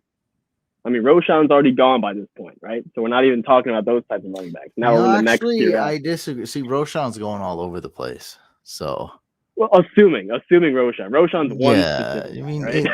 you never know. Yeah, he's being drafted everywhere. Like I said, he's gone in the fourth round. He's gone in the second round. People are really opinionated with some people have him as the second best running back in this draft class, which is insane. I know Coleman does, yeah. Yeah, and then this other guy who just loved it. He told me he's got him as the second best running back. So he's going all over the place. Marvin Mims, I think he's going super late round 2. Right around, I think so. I can look that up to double check. But let's keep moving on. So this is in 8 hours. Yep. Yeah, we'll see. I got to go with talent here because all these other, is Courtland Sutton there? Is Wilson sucky? And like these are all these factors that we just flat out we can't predict. So we got to go with who's the better football player and bet on that. Jayden Reed versus Marvin Mims. So I mean, you're saying like we don't agree, but it's like what are we like one rank? I was gonna say yeah. It's like one rank difference. And I had him at 20 overall. You got him at 24. So it's not huge, but I think you should definitely put him up a little bit. Or I move Jaden Reed down. Hey, Or that. there's two ways. Because this is what I'm saying is like, I'd rather go a different route. That's like my whole thing. Like, Okay. With these guys is like, is there a running back there? Yeah, let me take that guy. Like, that's like Chase Brown. I love Chase Brown. Chase Brown, I love him. Okay. I'm drafting Chase Brown over any of these. Where does he go? Because I might need him in the Empire League. I got mixed. I got some problems. Let's bring up this ADP, which is ADP for this ADP is not going to be that bad. Okay. ADP is a good resource. Well, if you look at ADP for redraft, that's going to be bad because sure, of course, no one's doing redraft right now, but enough people have done rookie drafts. So Chase Brown is going 25th overall. Marvin Mims is going 18th overall. So I love Chase Brown. I'd take Chase Brown mid to late round too. Love him. Yeah, I'd rather take Chase Brown. I'm going a different direction. Okay. And the Mixon thing, like, you just imagine if something happens to Mixon is like, oh boy, he's actually a pretty good running back. It's a deep running back class. I like Chase Brown. I mean, there's so many other options there, man. You don't really like Tank Bigsby, but I mean, I'd even rather take Tank Bigsby maybe over Marvin Mims. I don't know. There's just so many. You know what? I think I might have Tank ranked higher too. Now I'm thinking about it. I think I do have Tank higher than Mims. And I hate the landing spot for Tank Bigsby, but it's like, I don't know about these wide receivers, man. Like, I think there's so many other. You can trade down, you can trade up. Maybe you get a quarterback you love if it's super flex, outside of those top 3-4 guys. There's just so many other options. I just want to encourage people not to settle for a wide receiver. Don't be peer pressured into taking a wide receiver you don't like. Especially in this type of dynasty timing that we're in right now, it's a weird time for dynasty, right? We're just coming off a season where all the top running backs really do that great. Like if you had Jonathan Taylor, he was not that great. Aaron Jones was super inconsistent. When you're going to start him with confidence. So everyone's kind of had this. Everyone kind of has this bad taste in their mouth with the running back. Swift, right? That's another one. Najee Harris for a while, right? Yeah. And on top of that, now we're talking dynasty, right? Where RBs are even more devalued. So everyone's already kind of steering into like, hey, let's pivot off these running backs into the receivers. No. This is where you let that receiver hype kind of, consume all your league mates, and you do the smart thing and you focus on the strengths of the class, which we talked about: running back, get some tight ends, focus on those two spots. Here and there, if you want to get a receiver as they fall and you like the guy, like let's say you like Josh Downs and he falls at a pretty good price, then yeah, sure, make that move. But focus on the running backs, sprinkle in some tight ends there. I think we're on to Rashee Rice now. This is the opposite of the reason zero RB came out is because everyone was drafting a running back in the day in round 1. That's why zero RB came out. And now we're doing that same type of strategy, even though we're doing the opposite. We're drafting running backs. Everyone's going with analytics. Everyone knows Dynasty. Now, Dynasty is not this new awesome thing that like is a steep learning curve. People's been playing Dynasty now for 5 years. Everybody knows. Me and you, when we go to the high stakes on FFPC, no one's drafting a running back. It's comical how bad it is. Where Breece Hall is falling rounds, or Ken Walker's falling several more rounds after Breece. Like where are you guys? Anybody taking a running back? Like I mean, he's a rookie. He's talented. No. So we're gonna go against the grain. So no. We're not the pussycats. We're not scaredy cats, guys. Exactly. We're not the guys. We're not the traditional. This isn't your father's robust RB strategy. We went this way, and now we're going all the way back. We're going back this way and then back that way. Now we're taking RBs because nobody is. Everyone's on the analytics. Everyone's on the money ball. Everyone's devaluing RBs. People that are in $500 buy-in high stakes leagues aren't drafting any RBs. We're taking it back. We're not reaching for guys like Malik Willis and Kenny Pickett last year just because you're in a stupid super flex league. right? We're drafting RBs. It's the strength. You're gonna hit on a lot of these RBs, and you're gonna thank us. There's a That's lot the of them. key. It's the strength. That's the whole key, right? That's what Yeah, I'm it's a doing. lot of great RBs. Take an RB. Exactly. I'm much more confident. I'm so confident in these RBs, these wide receivers. Not so. And look, here's a guy. Now I think this is funny. A lot of we're not agreeing with each other just because like we're agreeing. I'm sure we had disagreements years before. It's just funny how we're agreeing on everything. But this is the first one where I don't know where you ranking Rashee Rice, that we both have him ranked low. I like the talent much more than you. I'll tell you that. Slightly more. Yeah. He's not great. It's just I'm not falling for this Casey wide receiver trap. That's the that's where I'm drawing the line. Like with Quentin Johnston, even, or Addison, like I do see a path to success, and then I know everyone will be laughing at me, this and that. With Rashee Rice, I'm staying clear. I'm not falling for this trap. Like, oh my God, the Chiefs drafted a wide receiver. All hail to this wide receiver. This will save our dynasty. He will be productive. You guys know that is a stupid fairy tale that's not going to happen. So cut it out right now. You guys knew how stupid that sounded, and you guys know this ain't going to happen. Rashee Rice, he's very aggressive. I love how he catches the ball. Like, I love that type of passion. Mahomes is the best quarterback ever, or close to it, whatever you want to argue. But he's going to spread the ball, and wide receivers are going to leave this team, and wide receivers are going to come. All right, Rashee Rice he's not the end-all wide receiver they drafted. There's other guys on that team emerging, leaving, coming. You know what? Next year, they'll probably draft another wide receiver. Don't worry about it. Like, I don't think he's the guy. And in best ball, I like more big play guys. So I don't know what format this is gonna happen. But you know what I'm gonna tell you? A lot of people, if not you listening right now, a lot of people have a bunch of bench and taxi squad players with KC next to them. And that's it. Yeah. Mahomes and Kelsey, love it. Pacheco, I'm on board with that too. Other than that, it's like tough. I mean, just a bunch of names. Like Mecole Hardman hype was so real, like just a little while ago. God. Waste the roster space. Like, come on. Right, Kadarius Toney getting hyped up now. Like, yeah, I like him too, but it's like, am I gonna really be using this guy every week in fantasy as a starter? Probably not.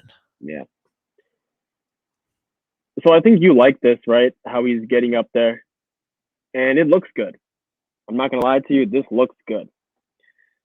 The problem is, there's two problems. Number one, he does this on every single freaking play. He does not know how to not jump. That's how I catch the football, by the way. I jump for the low balls. I don't know why. Sure. He has to jump at every play. Okay? That's number one. Number two, this is going into the more nitty-gritty, like finer details of football. This is a field side fade route. If you go back to that other one. Oops. Oh, there's two? Wait. Oh, no, it's the same play. Okay, I thought you meant to go to the next clip. Okay. This is a field side fade route, which, why are you calling that? Like, it doesn't make it just breaks the rules of the game for you to call this. And I'm realizing that it's like, okay, maybe the coach just wanted him to be in a jump ball situation because he realizes, hey, Rashee Rice is really good when he's jumping. So I'm just going to call a field side fade route and jump and make him jump. If you actually play the audio, at the very end, the commentator is equally baffled as I am. He's like, that's a field side fade route. It's the funniest thing, actually. That's their best player, though, right? That's why. That's why. Sure. That's what college is. It's so different. It depends on the quarterback, coach, the program. Like, it's. Yeah. I just find it really funny that they basically. It's not like you're breaking the rules of football, so you can technically do whatever you want if it works, right? Well, like you're basically just like undoing what's fundamentally written just to put your receiver in a position he's good at it and it's just jump ball stuff. That's basically Rashee Rice. So I mean, you were saying you like the way he catches the football. I also do, until I realized that he does it every time. Well, there's some stuff in the middle though where he's not jumping. I like that. Okay. Sure. I like that too. But I already say I'm not crazy about him. I'm not drafting him. He's getting overdrafted. He's going late round 2, mid round 2, and bro, it's all just because he has Casey next to his name. Yeah. And it's like, I mean, it's almost a bad thing to be a Casey wide receiver. It really is in fantasy. That's a total compliment to Mahomes because defense. What are defenses gonna do? Let's double team Kadarius Toney. Like, what did you can't? That's stupid. That's the dumbest thing I've ever heard. Yeah, you might double team Kelsey, sure, but it's like he makes every wide receiver amazing. Like, there's going to be a wide receiver that we're not even going to know his name that's going to have 3 touchdowns one game. Guarantee it. It's going to happen. That's why Mahomes is so good. Yeah. It's going to happen. This team has a lot of wide receivers. Justin Ross, maybe he'll be healthy this year. They got Sky Moore. They got Rashee Rice. They got Kadarius Toney. They're going to draft another wide receiver next year. Like I said, they have so many names coming. They still have Marcus Valdes-Scantling too, I think. Jesus. I know he's a nobody, but it's like these guys are kind of all nobodies, though. Yeah. I mean, waiting for someone to break out, but nothing's happened yet. Travis Kelce's breaking out every year. That's that guy. Travis Kelce is the best fantasy tight end I've ever seen my whole career playing fantasy football. Thanks. And it's not even close. Yeah, it's not. That's Gronk for sure. He has. Yeah, I mean, Gronk's been injured a lot, a little bit inconsistent. With Travis Kelce is like, like that's the number 1 tight end on every weekly ranking. Number 1 tight end season ranking. Like, it's just it's a no-brainer. Like, it's surprising when he doesn't ball out. Like, he doesn't ball out? Yeah, I don't remember a week where he hasn't, really. I mean, his floor is like 12 to 14 fantasy points. Crazy, it's honestly. Insane for a tight end. Tight ends floors are 0. They're always 0. No, this guy's like, you gotta give me at least 12, 14 points this week, like minimum in a PPR. Right. He's really that good. So. Yeah. Let's talk about another guy. I know you like Mike Wilson. I have Mike Wilson in a tier with a couple other players. This is one of them. A.T. Perry, outside receiver. He's tall. He's tall. He's big. He can use his body. He can use his hands to get that catch radius. He's not. A lot of good things here. He's not that thick. Not that big. No, not that big. Not thick. He's not thick. Not thick. Okay, he's whatever. Not big. Yeah, he's tall though. I will say this though. This is why I use the word big, right? On this play, can you see the safety coming over? You see he's all the way on the far right side. He's got press coverage. Corner presses him, and you see the safety kind of roll over the top, right? Sure, yeah. So the defensive back knows this. So what happens is when the DB knows this, Couch, you are allowed to play more handsy against the receiver because you have help over the top if you mess up. The problem is A.T. Perry out-physicaled the physical. He out-pressed the press coverage, and he beat press coverage. This is what beating press coverage looks like on tape, right here. That's what it looks like. Bang. And then, of course, obviously, the second guy gets in. The safety gets in a little bit late, so it's not like he's purely in double coverage when he makes the catch. But the main thing to know here is that the corner, and he's playing press, he's playing physical, right? He doesn't give him much space before the snap, and then he makes contact right away. He just can't do it. He just can't beat him. And that's a trait right there that not a lot of receivers in this class have, right? We'll talk about a guy, Jalen Hyatt. We won't be able to show much film because he's an SEC player, but he's a guy who's never once in his life beat press coverage. So if A.T. Perry is showing you he can do that, I mean, I like it. He's worth something. Even if it's as much as a sleeper. 195, yikes. Yeah. He's really good, though. He's really good. Drafted in round 6. Saints draft good receivers usually. He's one of I would like him to be bigger, though. You're right. Oof, that's tough. At least that's one thing for sure. You can gain weight. Like that's That's true. definitely doable, And he especially plays for these physical, young right? guys. He already plays that way. Yeah. So couple things there. I like him, don't love him. Maybe in a couple of years down the road, because he is going to be the X for the Saints with Olave as the other outside. Yeah, I think, I don't know. It's one of those things where it's going to be developmental for sure. You have him what? Wide receiver 12? Where do I have A.T. Perry? Oh, here we go. Also wide receiver 12. Very nice. Perfect. We can move on if you want to. Cedric If you have any Tillman, I questions think we about kind of A.T. Perry. skipped. I'm a big I can't show believer in him. his. I know, but like we just mentioned his name. I'm a big believer in Deshaun Watson, so like I Okay. think he can still come back. So that's why I got Cedric Tillman up there. Browns Yeah. believe in him. And then we got Jalen Hyatt. I'm really low on him. Just because if you're in best ball, sure, you get him. You won't get him at good value. He's got a big name, but it's like, do I really see a path where he's going to be consistent or you're going to consistently start him? Absolutely not. Giants The big team, name. I'd stay away from this Giants team other than Saquon and DJ. Okay, that's fair. That's totally fair. The big name comes from, I mentioned this with Jordan Addison, how he won the Blitnikoff winner, the Blitnikoff award for being the best receiver 2 years ago. Last year it was Jalen Hyatt, right? Here's the thing. I've never mentioned this before. Why? Because Marvin Harrison, in my mind, is the winner. It just so happens Jalen Hyatt's name is on the trophy. That's why I don't really talk about it too much, because in my mind, I believe Marvin Harrison won. But that's why he's getting some hype there. Look, I like Jalen Hyatt. Let's talk about Tillman and Hyatt kind of together because they were on the same offense with Hendon Hooker, the same team rather. It's not a football offense. It's a gimmick offense. It's not real. It's smoke and mirrors. It's fake. Not It's real. however you want to call it. It's not. It's Twilight Zone, dude. It's Twilight Zone. All right. Yeah. It's not a real offense. All right. I'm just saying. And what I noticed is that it's not a real offense because of how they have to get Jalen Hyatt open. For Cedric Tillman couch, it is an offense. It's a regular offense. Cedric Tillman's not going to have much trouble transitioning from Tennessee to the NFL, learning a new playbook because he played the outside position. You're going to ask him to do relatively the same stuff. Jalen Hyatt, though, big difference because he's the one who's aligned in weird spots on the line of scrimmage. He's the one getting stacked up, playing exclusively off man, getting set up to be played off man.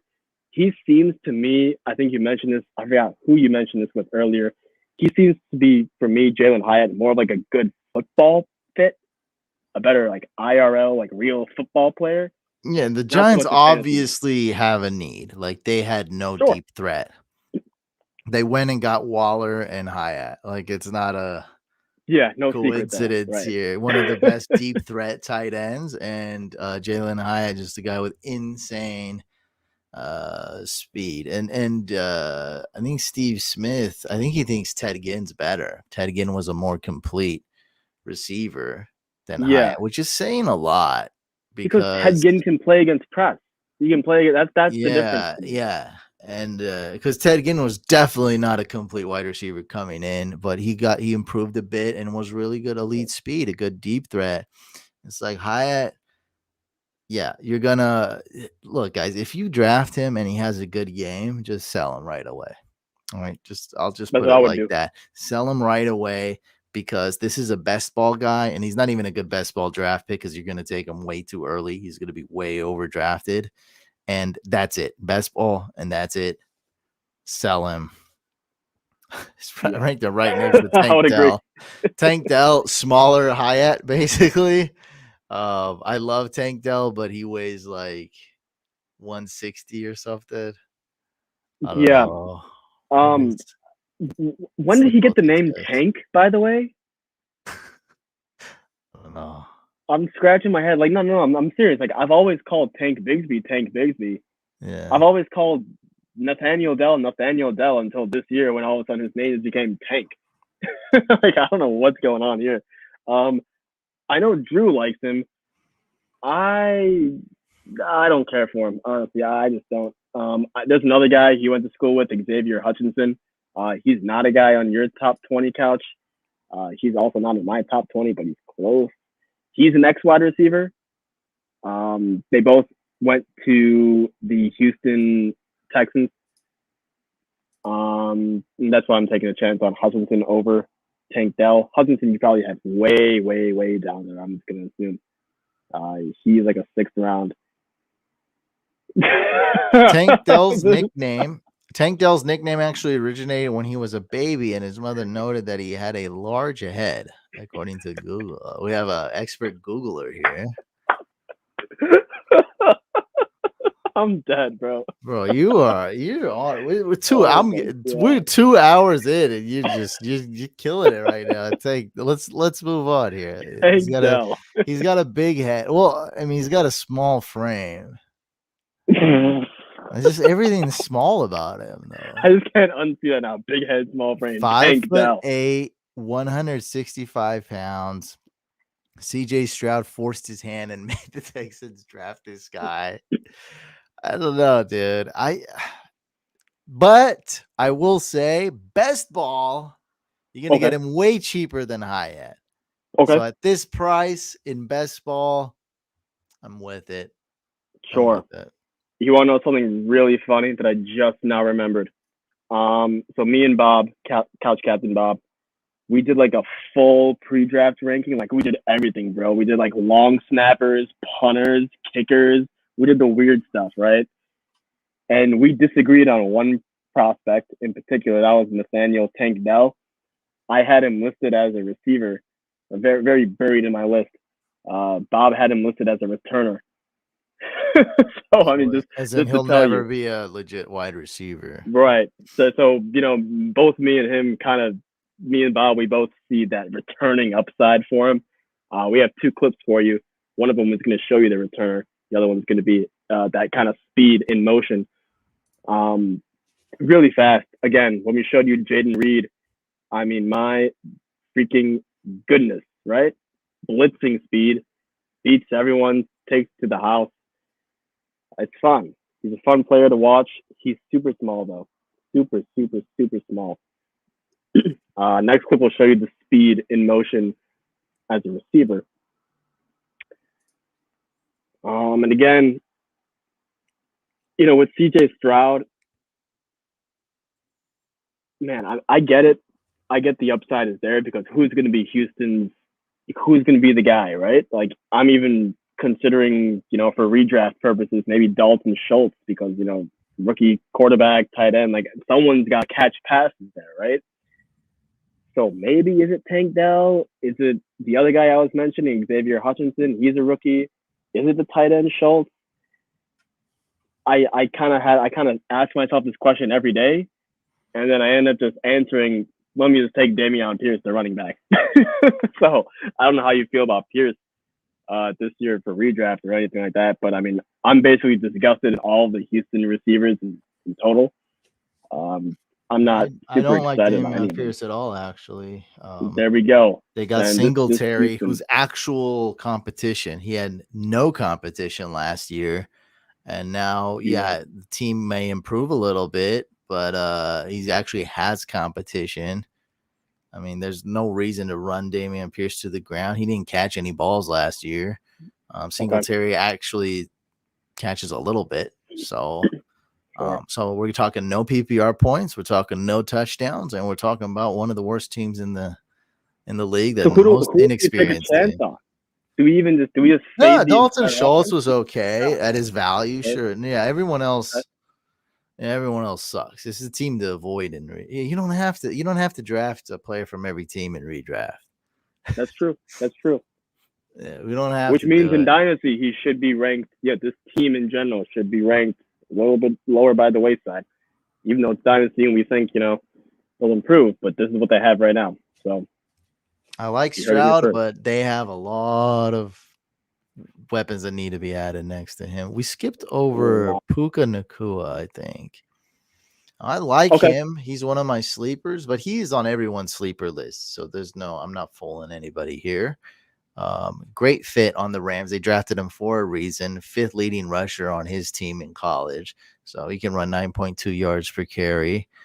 I think he's wearing the same exact jersey number as Robert Woods, by the way, on the Rams. Very cool. Very good. Okay. I like the versatility right away, right off the jump, right? This is like something like a jet sweep handoff or something. He just takes it to the house. Reminds me of, some kind of Debo Samuel-ish usage. Obviously, they're built very different. But I mean, he's got some speed too, Obviously, the guys at the end kind of catch up, so it's not perfection, not great speed, but it's pretty good. It'll get a job done. Good indicator step there to get 22 to miss. I think you are more excited, and not even just you. I think in general, people who like him as a sleeper are more excited about him than I am. I just don't see him as a 1.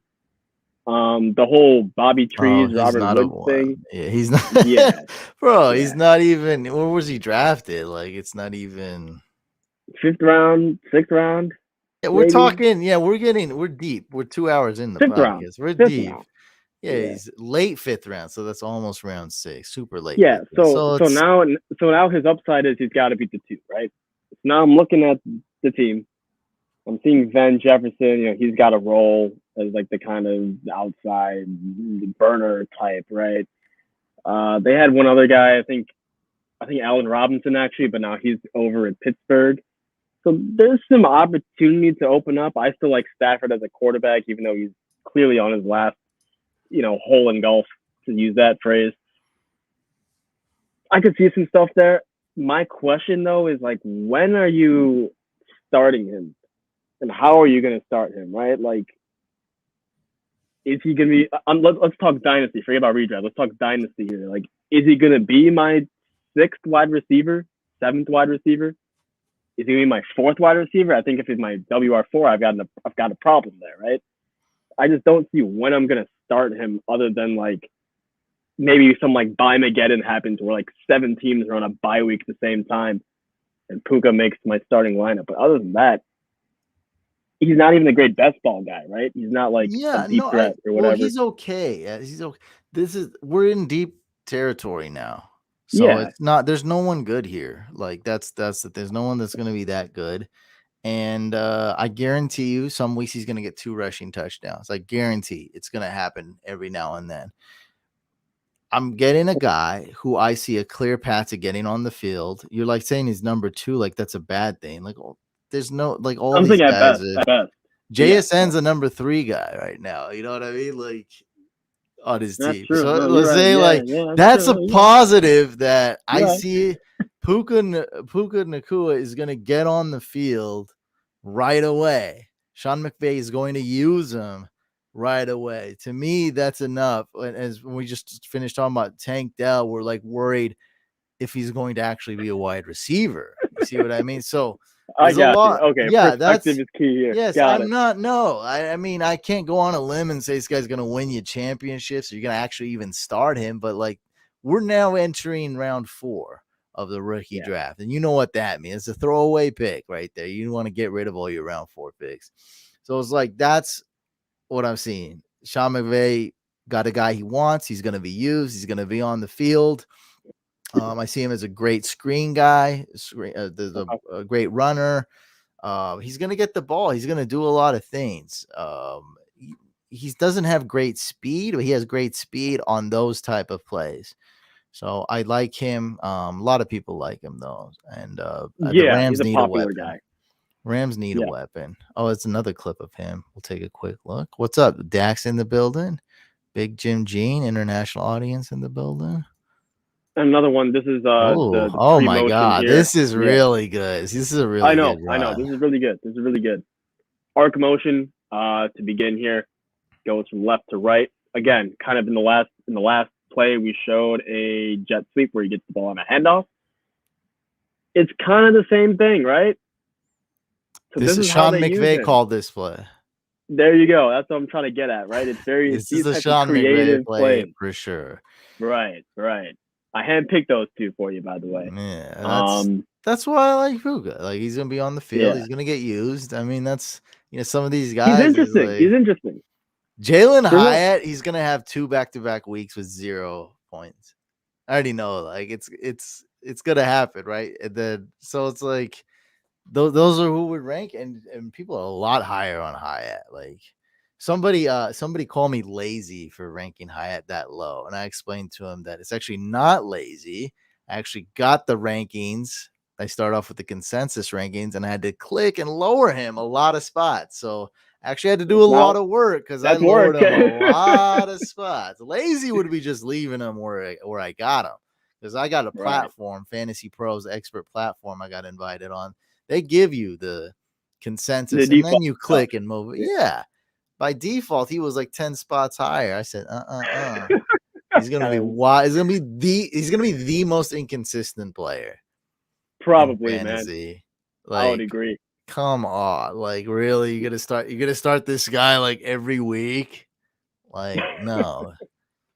Watch him end up being like Tyreek Hill. Will just look so stupid. I doubt it though. A move Z is Tyreek Hill? No, I go to my grave. No, that's not gonna happen. I don't see it. Yeah. What is this? Charlie Jones now? Yeah. Okay. I don't even know. Yeah. See, this is where I like start. Like, this goes past my scope here. For sure. He's on the Bengals. That's all I know. He's on the Bengals. No, I actually did watch a lot of film on him, but like after this is I'm just like whatever. I'm already zoned out of the draft. I got you. Most of the stuff is kind of straight line, big play, best balls type of stuff. I did want to show you one. This is the only play I could find actually where he has something short, intermediate. Really? He's projected to be the slot though. Yeah, I know. That's a size thing. Gotcha. He's definitely used more as like a big play, straight line too. It's not like he's doing anything fancy with his routes or anything. It's just go route, go route, go route. A lot of his highlights are going to be that. Kind of one-dimensional in that regard. There's nothing really eye-poppy about him. Again, Bengals landing spot though is pretty cool, right? So we have Jamar Chase, you have T. Higgins. Tyler Boyd is the one who's getting older. I don't believe in their tight end. Never believed in Hayden Hurst. Who do they have now? Irv Smith or whatever? Don't care. Who's decent, but he can't stay healthy. And don't care. So there's opportunity. There's going to be future opportunity. This is more of a dynasty thing, not redraft, because Boyd still exists. There's going to be some opportunity there. He's going to be linked up with Joe Burrow. I like it. Again, we're talking 4th, 5th round pick. What are you going to do with it, right? I would actually rather, and this kind of seems silly now that I'm saying it, talking out loud. I'd rather in Dynasty take a shot on Charlie Jones, who's probably not going to get on the field as early and probably will never get on the field, than Puka, who is going to get on the field earlier. And it's only because of the whole Joe Burrow thing, honestly. That's the whole basis of my argument. I don't care for any of these receivers, one or the other. I know you care for Puka. For me, it's like I don't really care for either one. So it's like, hey, one's connected with Joe Burrow. So don't just dismiss Sean McVay like that, though. You know, Sean McVay's a big reason. That's true. No, that's he's true. He's a big reason. We just look at his body of work. He's done it with multiple quarterbacks. They won a game with Baker Mayfield. That's an accomplishment. Yeah. He made an average Jeff Fisher receiving core win a lot of games. I'll give you that. He's a really good coach. And he was young. He made a lot of mistakes, and he's learned from all of them, which is great. So he's improved also as a coach. Now, here's a guy I'm really interested in. The Patriots, we all know Bill Belichick's the weirdest coach of all time. Mm-hmm. And he's also GM. And it's like, you never know what they're doing. And this guy, he has a clear path to succeed. I just need you to tell me he doesn't suck. So we got Demario Douglas, Patriots wide receiver draft pick. Can this guy be something? Because I like him, but I mean, I don't think he's an elite talent or anything. Which role we have here? Okay, yeah. So this is what he does. Okay, this is like, man, if I couldn't find you a better one play actually for this guy. He makes the catch, and then he will kind of make this slicing move away from 2 defenders, and he does this routinely, basically all the time. He's really good at escaping from that first initial contact And again, it's not with his size or whatever. It's just him just kind of just moving around, skipping around, moving around. He's really, really slippery like that. I will tell you one thing. When I saw Demario Douglas on the list, he was definitely a guy that I had to kind of reach out of the bag of tricks for and be like, who is this guy? Demario Douglas. I don't remember him. I had to kind of, brush up the memory. Well, the Patriots drafted him. That's why I started looking at him more. Okay. To be honest. Sure. Yeah. Makes sense. Okay. Interesting. Very interesting. I did not pay much attention to him before tonight. I think now that he's down, you're saying, hey, he's someone that you want to watch for, I'll probably pay a little bit more attention. But from what I saw about 40 to 50 plays this morning as I was selecting them. A lot of this couch. A lot of catch the ball, make a move away from the defender, get a couple more yards, 2 more defenders swarm at you, make a move, make a miss, get the first down. That's what he does. There's no Gronk there. They got I think Mike Gesicki might be one of my sleepers this year since he had a bad year last year. So they got Mike Gesicki, but other than that and Juju, there's really not much. The Devontae Parker, I feel like people feel like he's like 42 years old already. He's done. Juju's there, but he's just a rental, kind of like how the Bengals were talking about. They just rent a tight end, just like whatever. He play with Burrow, whatever, and then we don't have much money because we have real guys we got to pay, so just leave. We got to pay Burrow and Chase. So, yeah, right. So there's a clear path to him getting on the field, being successful. Jacoby Myers, I believe he's in Las Vegas. Yep, he's gone. Kendrick Bourne's like wide receiver 500 in fantasy. He's in the What about doghouse? I know you liked the guy last year, Tyquan Thornton. How do you feel Deep about him? threat, totally different. Yes, I do like him. Good best ball guy. Yeah, I think he'll be on the field as well. But these guys complement each other well then. Yeah. So Tyquan Thornton is clearly a deep threat. Like, there's no that's his role. Is Ted Ginn. He's a Baylor kid? Tyquan Thornton, yes. Baylor. Okay. I remember. Yeah. So this guy, I think he could play somewhat like a Juju Smith-Schuster role when Juju Smith is gone. I think something like that. I do see a clear path. I like him. No elite traits, but we'll see how the Patriots drafting wide receivers. They haven't been too good with that. So I feel you, but I might want to watch more Wes Welker. Because, man, this kid is actually reminding me a little bit. Because I didn't know he was on the Patriots, actually. I don't know why I didn't look at that. I just didn't look at it. I was solely just evaluating him as a player. Well, that's what I'm bringing in the fantasy logical side of it more so. Yeah. It's very interesting. That load up. 5'8". That's very short. That's a slot. That's a slot. Pounds. Yeah, he's a slot. So Juju's a much bigger slot, I think. That's a big slot. It's a different prototype. It's fine. Yeah. He's shifty. He's a shifty slot. So he's basically Calvin Austin if Calvin Austin wasn't too small. That's what I'm thinking. Maybe this guy's a returner. I mean, he looks like a returner. So is he a returner? No, that's Darius Davis. That's Darius Davis.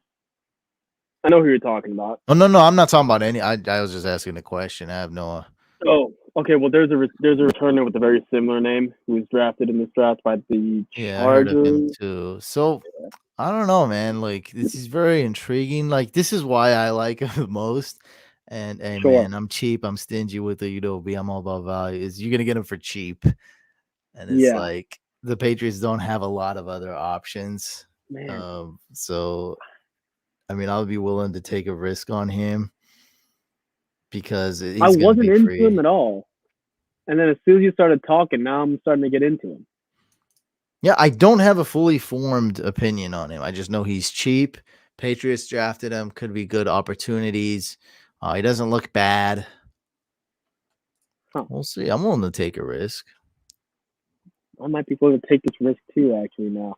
Oh, God. We got Trey Palmer now. Trey Palmer. Bucks. This doesn't need much now. He's just a deep threat, nothing else, right? Basically, small deep threat.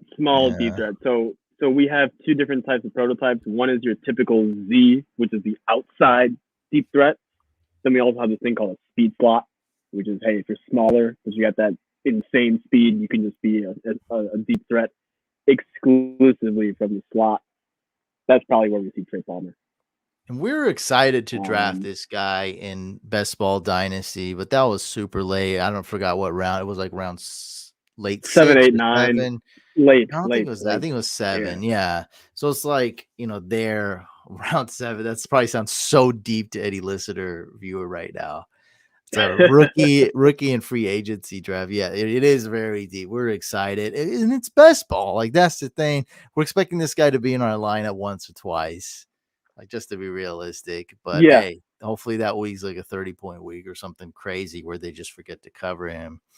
Mm-hmm. What I'll say is, before we move on, is remember those guys, Tyler Johnson and Jalen Darden from a couple of years back?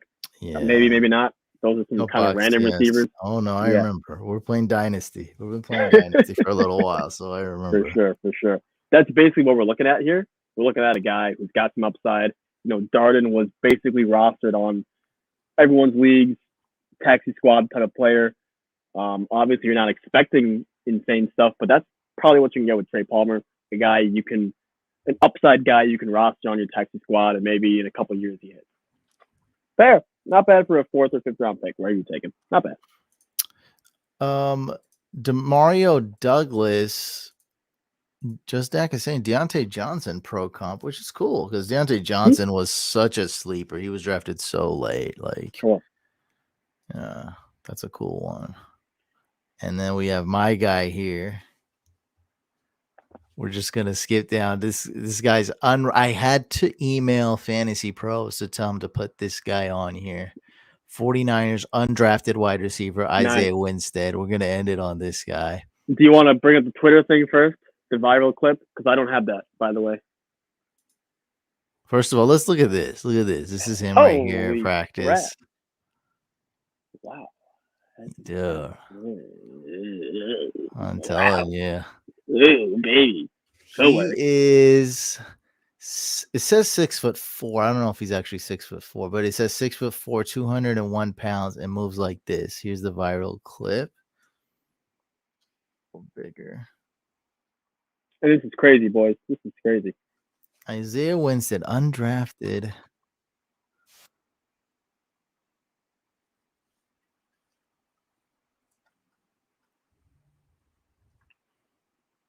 So he's listed at 6'3", 210 on his school's website. Yeah, that's probably more realistic. Oh my God. I mean, that corner probably sucks, but he destroyed him. He absolutely demolished him. Doesn't nice look job like fighting off press. Doesn't look like too many corners can cover this guy, though. Yeah, no, he clearly looks like the best athlete on the field. My God. Man, my wide receiver coach would be just in awe. So this is my super sleeper. Most people, you haven't even heard of him when I told you. That's what's awesome. Like, he wasn't even on Fantasy Pros, and they have like every rookie. So I had to manually get him added. Man, he is smooth. Told you. And he's huge. And he has the production. I think he got over 1,000 yards last year in college. So, I mean, that's something. Do we know why he didn't get drafted? I don't know, dude. It's just small program. You've heard of the Pirates, though. I don't know, dude. Like, it's just, this is my deep sleeper. This is my guy. I like it. I like this one more than I like the Danny Gray pick from last year. Oh, yeah. I'll tell you that. I mean, and I did not like the Danny Gray. I was not on board. And the undrafted, though. Get her done. What's up, man? I recognize you from the Discord, too. I'm doing my first Dynasty League this year. Can't wait. It is with your questions, homie. For sure. Well, however we can. Well, in your 10th round rookie or in round 30 of your startup draft this guy here. Yeah. By the way, this is what he looks like now in a game setting. So Quentin Johnston is going where? Round 1.5. Round 1. Like that, yeah. Yeah. I'd rather take this guy. He's the same thing as Quentin. It's the same problem, right? Well, Quentin So why am I Johnston's paying great round 1 at versus round 5? great at Or I'm- yak though. He's got that, but yeah, the price is too steep. I mean, man, this Winstead guy had to get 1,000 yards somehow. You keep saying he has a production too, right? So how did he get there? Probably from Yeah. the cash stuff, right? Again, this is not a guy where you can find a ton of stuff also. I found very limited stuff, but from what I did find, it looks like Quentin Johnston. If it smells like a duck, if it quacks like a duck, if it looks like a duck, it's probably a duck, right? Well, this thing smells, tastes, looks, feels like Quentin Johnston. I'm just saying. One of them you got to spend the 6th overall pick to get. The other one, it's not even $6 fat. Decision's yours. I like it. I like it. Look at it. I like this. I like this one more than Danny is Gray, it. dude. I'm telling you now. I like this one more than Danny Gray for sure. Oh yeah. Well, Like- guys, if you're looking for an edge, you're looking for a guy. This is a guy no one's heard of. I didn't even hear of, dude. I'm the Dynasty guy. I've never heard of this guy. Isaiah Winstead, This is a Crazy. secret, guys. This is it. Fantasy Pros doesn't even have. I felt like I shouldn't have even told them because I'd be the only guy who knows him. Like they didn't even have him ranked. Isaiah so Winstead. good. All right, we're done with this podcast. Dak, how dare you? How dare you write that? He can't this Randy is- Moss people. This is the problem, though. Like, athletic guy. He's the next DK Metcalf. Make it make sense. He's just not DK Metcalf. Like, I wish DK Metcalf had a little bit more opportunities in college. Like, I Sure. mean, he deserved it. Maybe some screenplays, maybe a little bit, maybe he could have made more like Quentin Johnston-esque plays, even though he's not a yak guy per se. I'm sure he could have ran past a bunch of college defenders. He didn't get those opportunities. He didn't get a lot of opportunities. He's just not. Quentin Johnston is not DK Metcalf, and he's sure as hell not Randy Moss. No, That's our whole thesis is he's not Randy Moss. he's not. Exactly. That's the thesis, it's everything we're saying. That's like the whole thing. Right. Yeah. Come on. He went to my high school. He's the next Randy Moss. So that is the reasoning why you think he's the next Randy Moss, because he went to your high school. And we disagree with you severely there, Dak. He did By tell the me a way, cool guys, story how he met with him. Go ahead. fantasycouch.com. We have our guide right here. So go to fantasycouch.com. Sushane is the guy who worked really hard on this. We have the bylaws. You can download it in a Word doc or PDF, Word doc to edit it. Put the rules of your dynasty league and make the league last. Don't be in a dynasty league that dies out in a year and a half. Bylaws. Essential resource for commissioners. Essential. Yeah, if You you know? want your league to last 5, 10 plus years, which is the point of a dynasty league, get this. At least take a look at it is what I say. Just download it. Like, even if you don't use it, you probably can pick at least a couple things from it. This is for your absolute haters. Like, I say download it, take a look at the very minimum. Word doc, you can edit it. You can just steal it. It's free. Steal it. That's what I'm telling you guys. Download it, steal it, do whatever you want. Bigger thing is our 2023 rookie draft guide. Make sure you guys do download that. It's on Patreon as well. Both of these. It's on Discord as well, pinned, and it's on fantasycouch.com. It's free to download. It is an amazing draft guide, guys. Definitely go and check this out. It's loading right here. I'll show you guys that are watching it. Just a quick little preview. We got about 50 pages on here. It is absolutely amazing. So go to fantasycouch.com. Check that out. If you want to be part of the Discord, find a way to email me, contact section on Fantasy Couch, or just DM me on social media. I will get you hooked up on our private secret Discord server. But this is the draft guide right here. Oh my God, it's so sexy, dude. It looks great. It Everyone looks loves really it. good, man. Yeah. Everyone I'm loves glad. it so I'm much. glad. Me and Drew worked really hard on it, so we're glad we're getting some positive feedback. We can answer this question before we take off Sure. here. How do I start up a dynasty draft? Do I draft rookies in my startup also? We like to play on Sleeper usually. It's stupid simple. Great app, which is 90% of people are on the app. So just go on Sleeper. Just start a dynasty league, super easy. Now in startup, you can do it either with no rookies at all, I don't like that, but it works well if you're drafting like before the NFL draft or something. So you can Yeah. do it both ways. It's personal preference. I would have rookies in there and just get it over with. It's super simple. I feel like these are more of like the intricate things where they want to have another rookie draft. Essentially, this is why they do it. This is what I think. Other than the timing thing, you have your startup before the NFL draft. This is why they do it. Drafting is the most fun part of fantasy. Period. So people to Preach. get more drafts in, they do whatever they can, which is also not to have rookies in their startup draft. So now guess what? Oh, now we have an extra bonus mini draft. It's like a dessert. Like, oh, we have to draft rookies again. It's one of the reasons why best ball dynasty is growing in popularity and why we love it. It takes much less time. You never have to start sit players. So all you do is the most fun part of dynasty is drafting, trading, and unfortunately you got to do waivers, which kind of built my Yeah, but I mean, you can't. Yeah, I mean, what do I Yeah. am the waiver guy. I'm the number one waiver guy on YouTube. So it's like, what do I got to do? I guess, that's a pretty cool thing. Wow, the draft guide has incredible graphics. Yeah, these guys worked really hard on it. So this is all Sue Shane and Drew worked on it. And it gives that football perspective, doesn't talk about landing spots at all. Quite frankly, it's not in there at all. It's all about the player, how they are in college and how they will be in the NFL. It has everything. It's super condensed, straight to the point. It was super detailed.